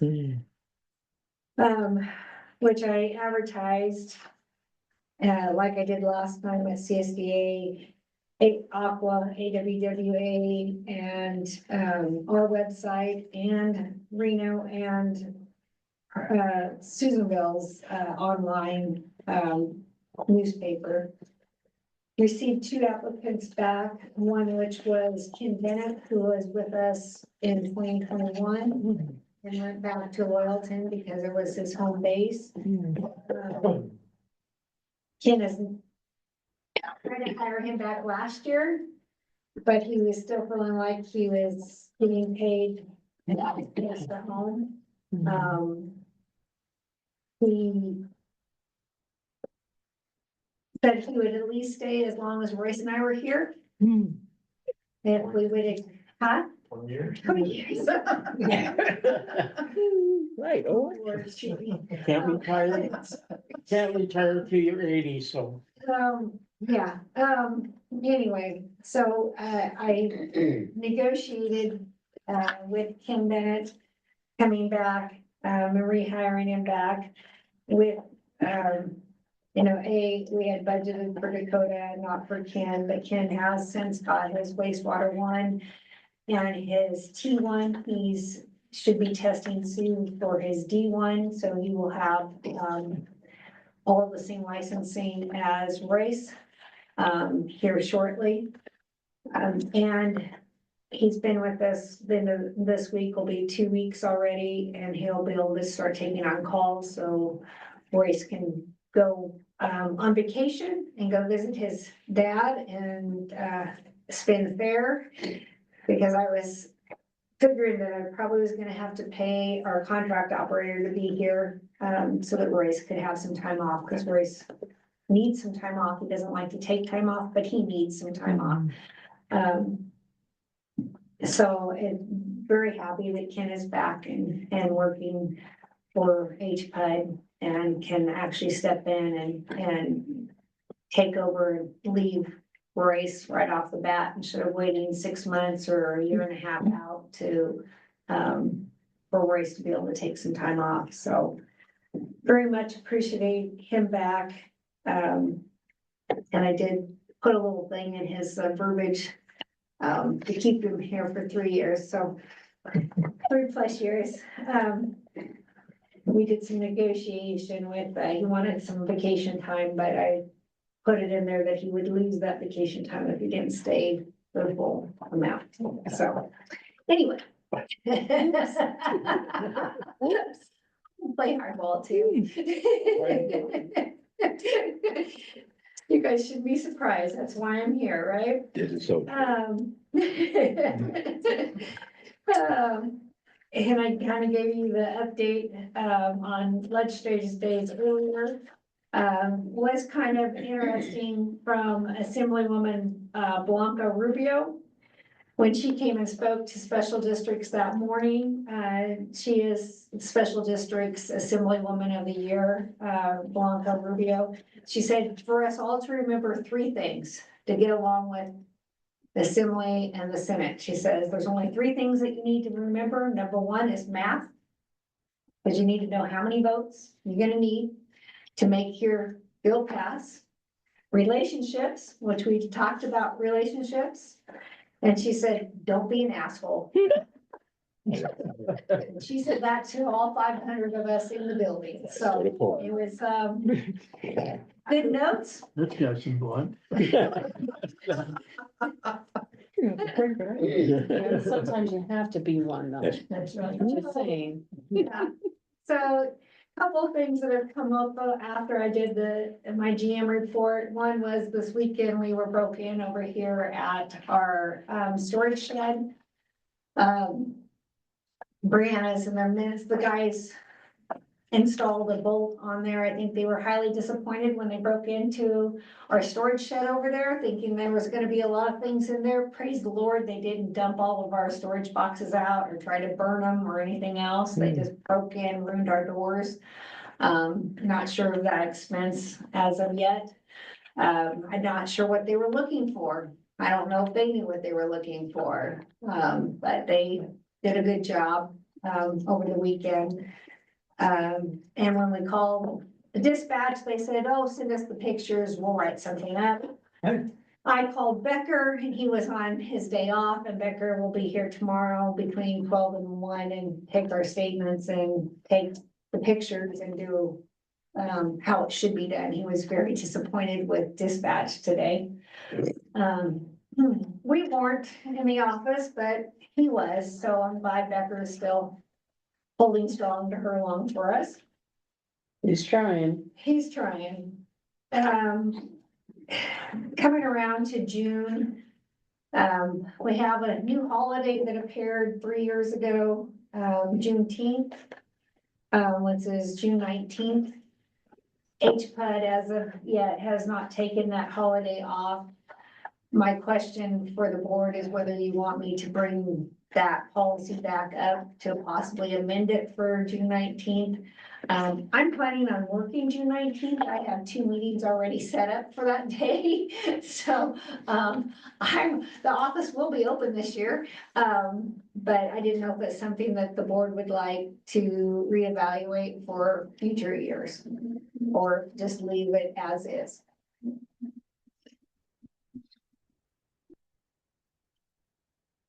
What do you think there, Mrs. Johnson? I'm looking at my calendar, just see. Oh, that's a Thursday. I believe, and I was gonna look at it, I believe the board has already been gracious enough to give us, I believe we have like 11 holidays. You know, we don't get the federal, what Mrs. What's her name with her shoes, Yeah, yeah, May not May Hall, or no, but, or maybe that's the state. We don't get that. There's like 2 holidays we don't get. no, the Marco. Mark, yeah. There's a couple of holidays we do not get, but it's not a big deal because we get all the major holidays. And that's kind of how I felt the last couple of years, but Juneteenth, you guys have been gracious enough to give us all so many other holidays. But I've not brought it to the board's attention in the last few years, so I'm now bringing it to your attention. It's up to you. It's no longer on my shoulders. It is a federal holiday. Juneteenth, Mhm. what about Cinco de Mayo? No, No. no, Cinco de That's Mayo only is margarita day. no. I mean, it might be a day you enjoy more because of all the good food, but you know, it's. So would the board like me to bring that up to the next board meeting for you guys to make a decision on that? Or do you want me to stay by? That's the question I'm What do you, asking. what do you think, Mr. Harris? Do we acknowledge it for the district to take the day off? I don't know, I'm undecided. I know what the day implements, but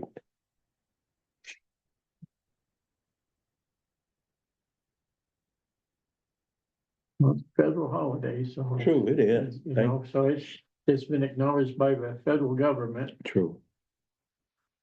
They don't get, her and I have the same birthday, and we don't get it off. Yeah, Oh, come on now. Shoot.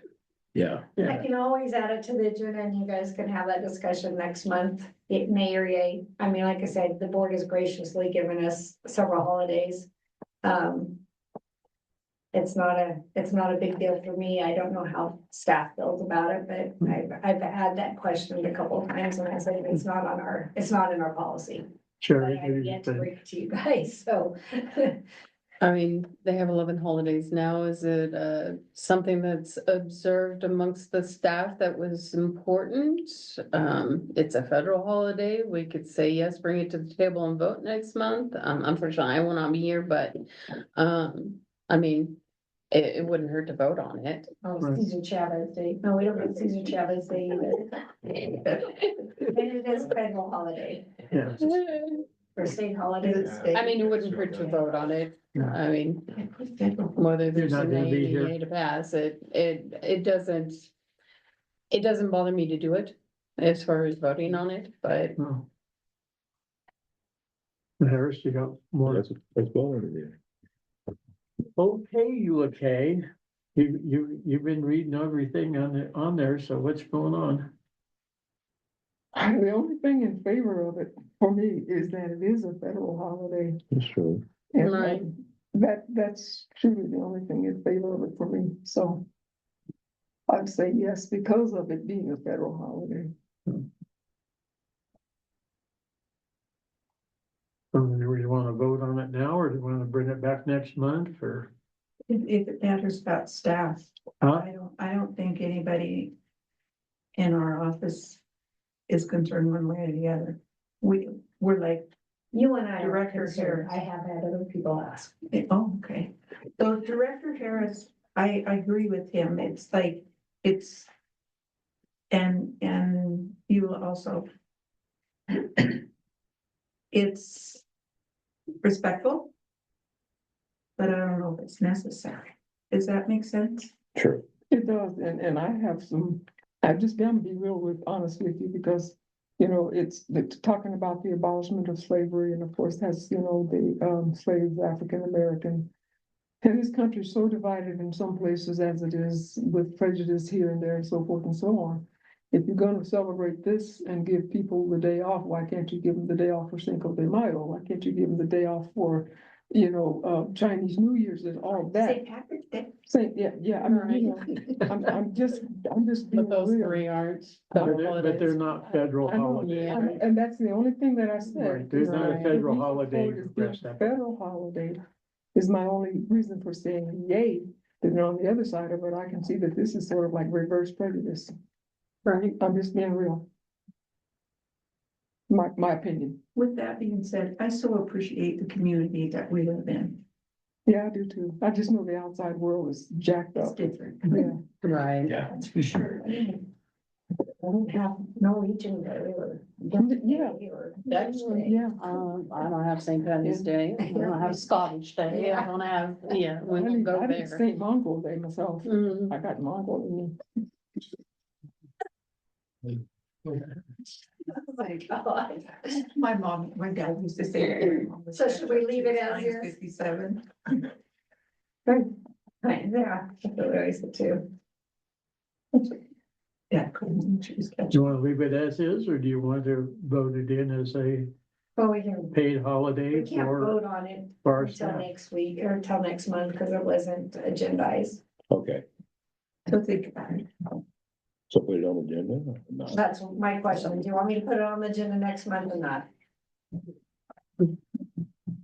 Yeah, put it on the agenda. We could, It's we'll, a federal holiday, I we'll say think put it about on the the federal agenda. holiday, and we then vote you guys on can it. vote on Okay, it. that makes sense. You know, it's federal holiday, I think. I know the base Right. gets it, but like I said, I'm I not, get I it. already have my, you get it? Yeah, they added it to ours, 2 years ago. Okay. I was kind of like, oh, okay, I was a little weirded out myself in the same reasoning, because I'm going, okay, but what about the rest of Yeah. the Oh, oppressed yeah. people's Oppressed people, holidays? yeah. You exactly. know, make Yep. fun, but whatever, that's a personal thing. So the other question, John and I were kind of talking,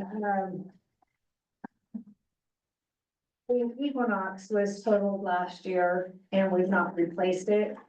So I was looking at permission to possibly replace the Equinox, but my question with that is, because I would like to replace one of the trucks, I really don't, we have 67,159.06 in our vehicle allowance already in savings, so I'd like to keep the majority of that in there for a truck. So I was thinking of possibly a used vehicle, or, you know, something that's got low miles on it. And trying to stay under $20,000. And then my question is, in previous years, when we bought the trucks in Equinox, the board wanted USA, so either a Ford or a Chevy only vehicle. Does this board still feel the same way, or would I be allowed to purchase an off-brand for a cheaper dollar amount? And would you prefer local purchase compared to Reno or CarMax? I mean, the thing that I found out, like when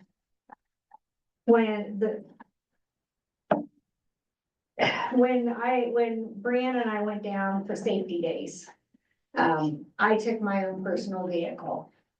And I didn't ask for the board to reimburse me for that. But, you know, I've got the GM conference, which is only in Tahoe. And I won't drive the Mazda to Tahoe. So I'd be asking for reimbursement for that.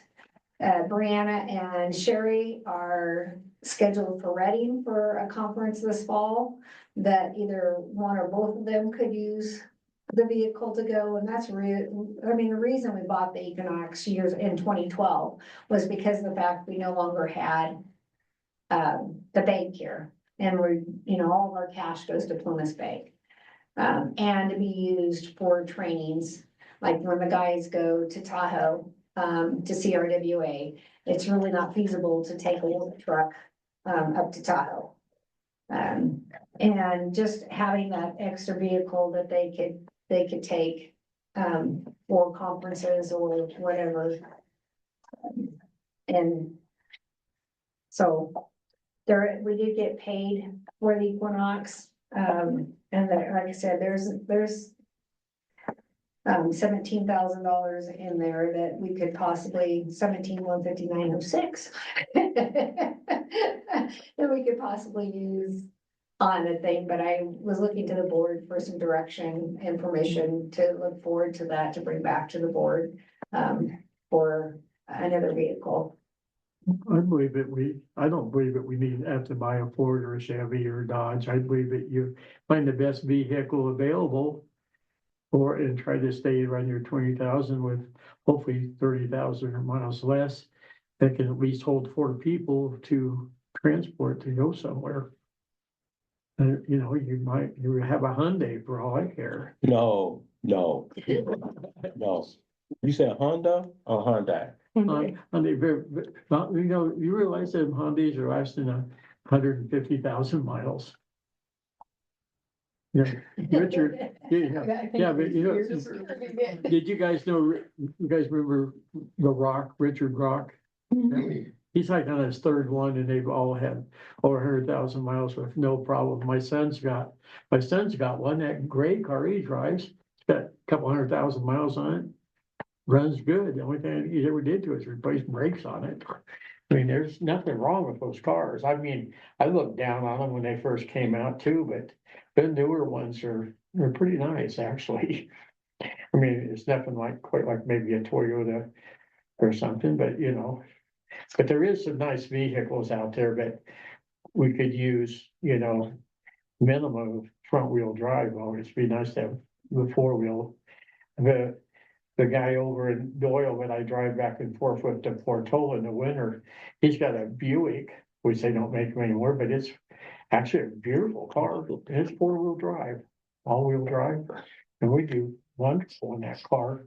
I think it's like 28 miles per gallon. So, you know, and mileage is a big deal, especially where we live at for the price of fuel. Well, the other thing I originally thought of, knowing now that we don't have to have half of our fleet in electrical, but I was looking at possibly thinking about replacing it with like a hybrid.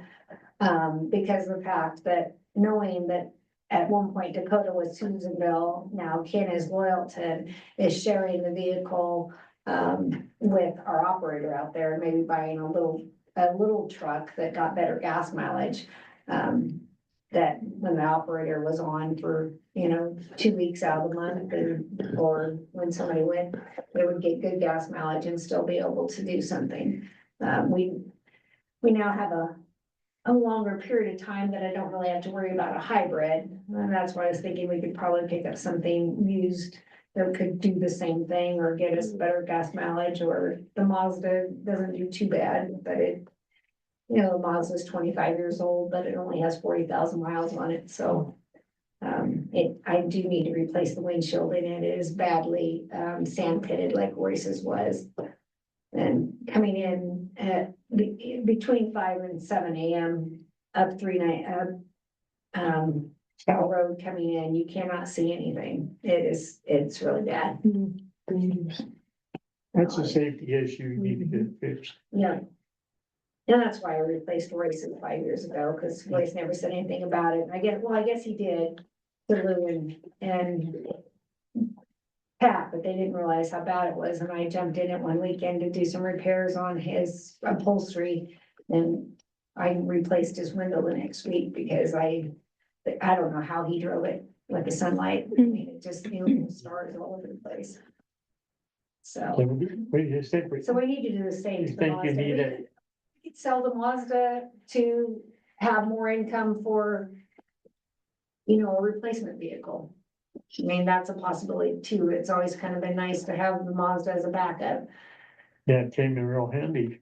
Well, and it's been, you know, we inherited it from West Patton Village, so it didn't cost us anything. And like I said, it only has 40,000 miles on it. We bought tires on it. last year. Mhm. I think that's all we've spent on it, other than its oil changes, so it's been a good little vehicle. It's always nice for a backup, It's because my you never know when it's something's my gonna gutless happen. wonder. Right. And being how it's paid for in a backup is low mileage, I don't know if you really wanna get rid of it. In reality, because if something happens, you don't know when something can happen, wreck.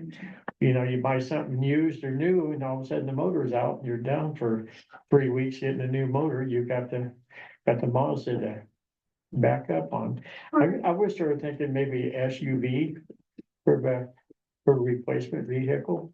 That's the Equinox worked out, as a small SUV, Mhm. something on that same level, but Then we have an Escape. No, the used car market is horrible. I mean, prices are still outrageous. It's almost about as buying brand new, just have to be conscientious on what kind of a vehicle. And if it's low mileage, hopefully you can get certified new. I mean, a lot of agencies will do certified new. I know when I bought my truck 3 years ago, it was certified new because it was 14,000 miles or less.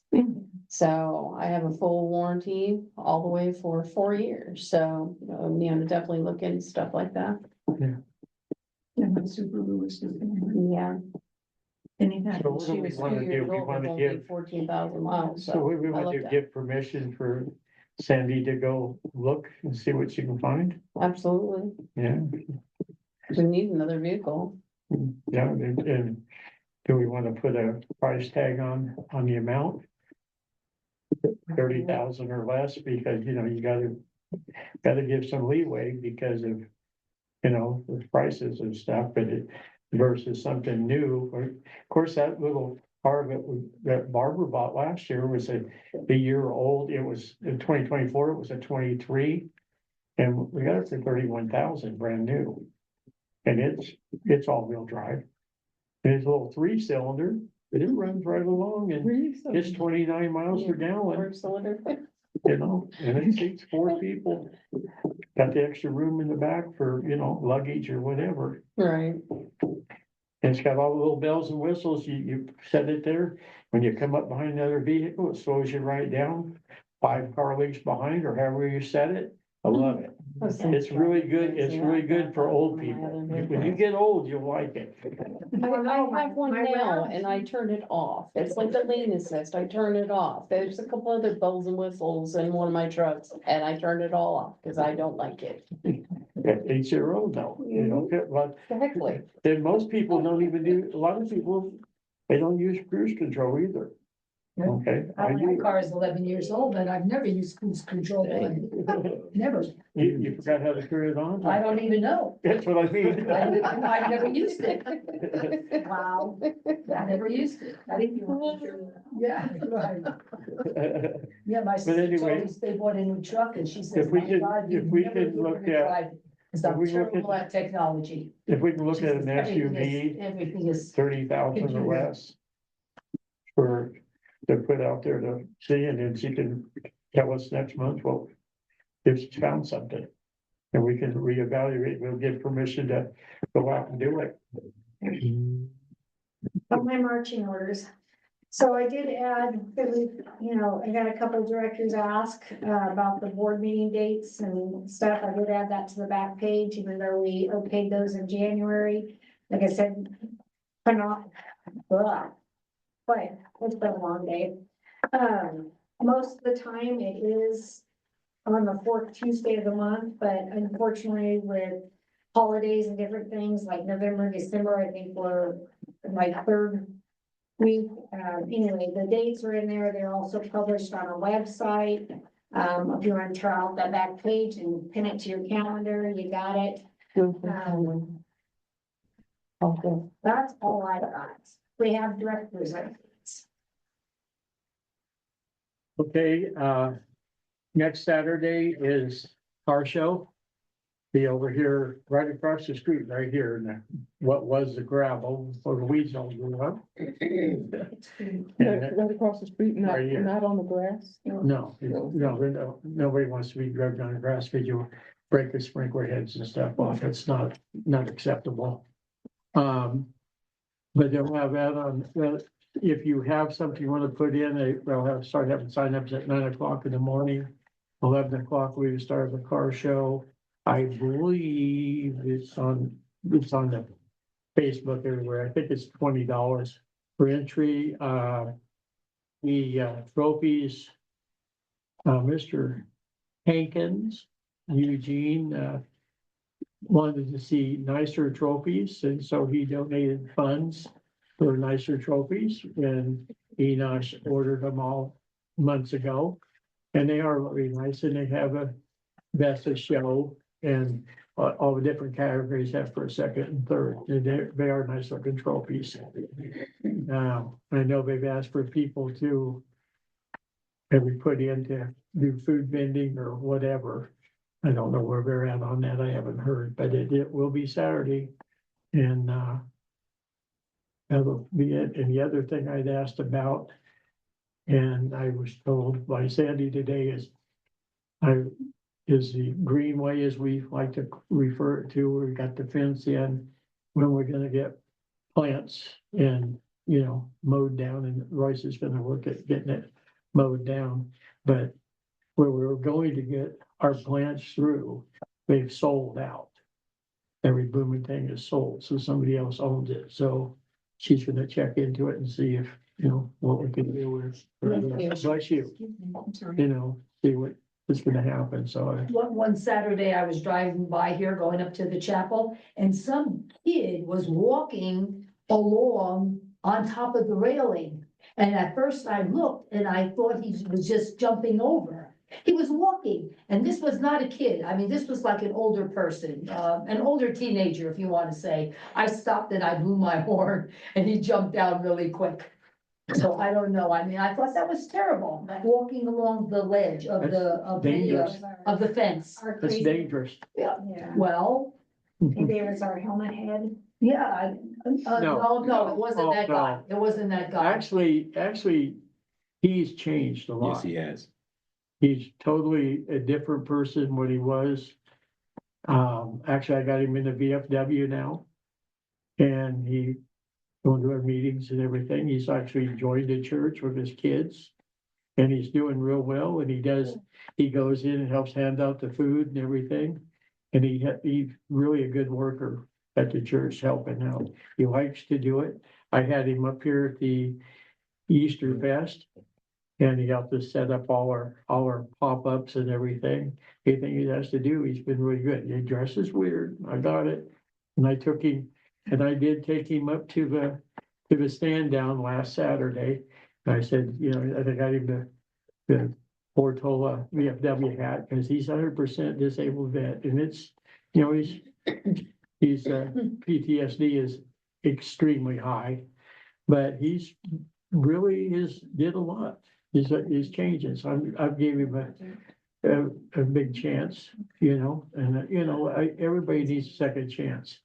He came in here and he definitely deals with the war. I've had some good conversations with him, but he's like did a 180.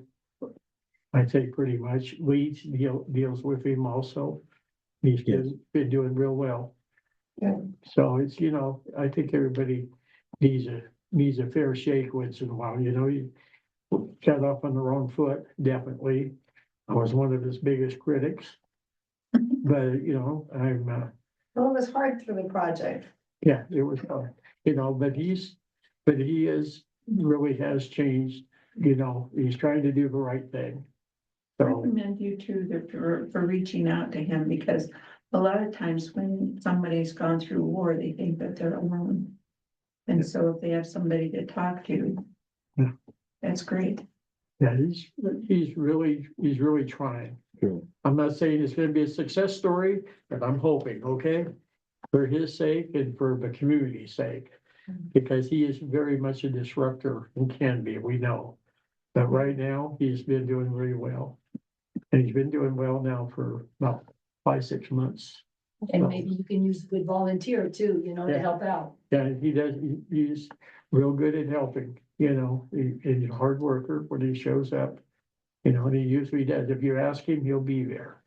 And he's been there every time for us. So it's a plus. You know, and because he was real negative before for our community. And so I'm glad to see the turnaround. And so that's a plus for him. Anyway, back to the plants and stuff, it'd be nice to get this, the sprinklers fixed where we can actually plant while we have summer months where we can get a chance to get good rooting and stuff. I'd like to see that done.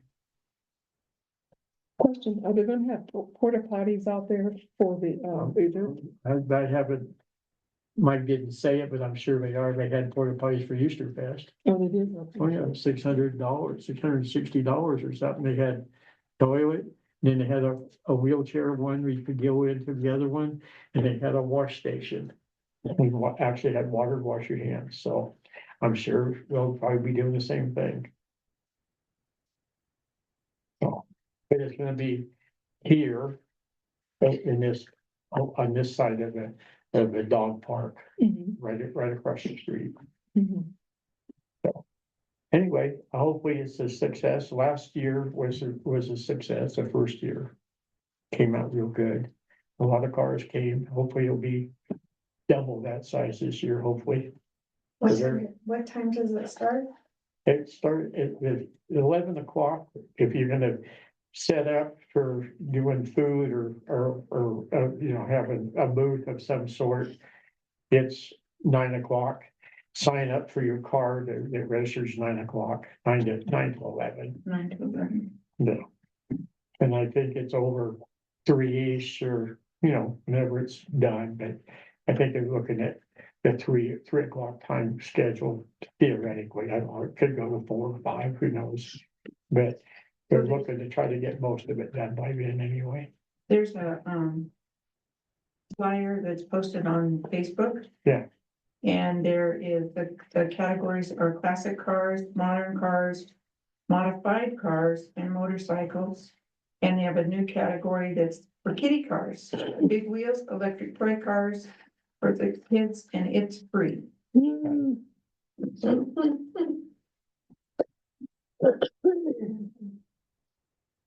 And the registration is $20 for any other vehicle. That's basically covers it. I don't know what else to tell you, except for guys have a great month. And we'll have to do it again next month. You got something? no, actually, what you said is what I was gonna bring up. Okay. Hey, Mr. Harris, you got anything to add to anything, any of it? No. Motion we adjourn. No. No, I'm okay. I'm good. Thank you, sir. Carrie? I will be gone for next meeting, just to let everybody know. It's not, planned, but unfortunately I've got to go take care of my daughter, so. Mm. But, I'll be leaving on the 12th and landing at 5:30 PM here in Reno. Well, on the way back, so I don't know. I may be able to jump on Zoom, but it may be not, so it just depends. Depends on if there's flight delays or anything like that, so. Yeah, because the problem is that the next night, if we moved it, next night we have Sierra Alliance, Right, so. Because we canceled, by the way, Sierra Alliance is canceled for this month, it is. yeah. In case Patty or anybody wanted to come. I do wanna ask, I wasn't at the last meeting, but Barbara, did you bring up about the auxiliary? And what we're doing, okay. Yeah, she did. She did. Yeah, she was good. She's on it. She She's said, on it. She's said- on it. he said that you took all the money and you gambled it in Reno and you didn't double it. Somehow or another, that check got put in somebody's doggone safe and they didn't tell me where it was. Oh, my God. Okay, and one final thing I want to tell you is, Porter Simon Law, I just signed it. We approved it, it's signed, and he is now our attorney. Yes. Awesome. And at 7:44, meeting is adjourned, unless somebody has something to say. Most exciting part of the night, no. What?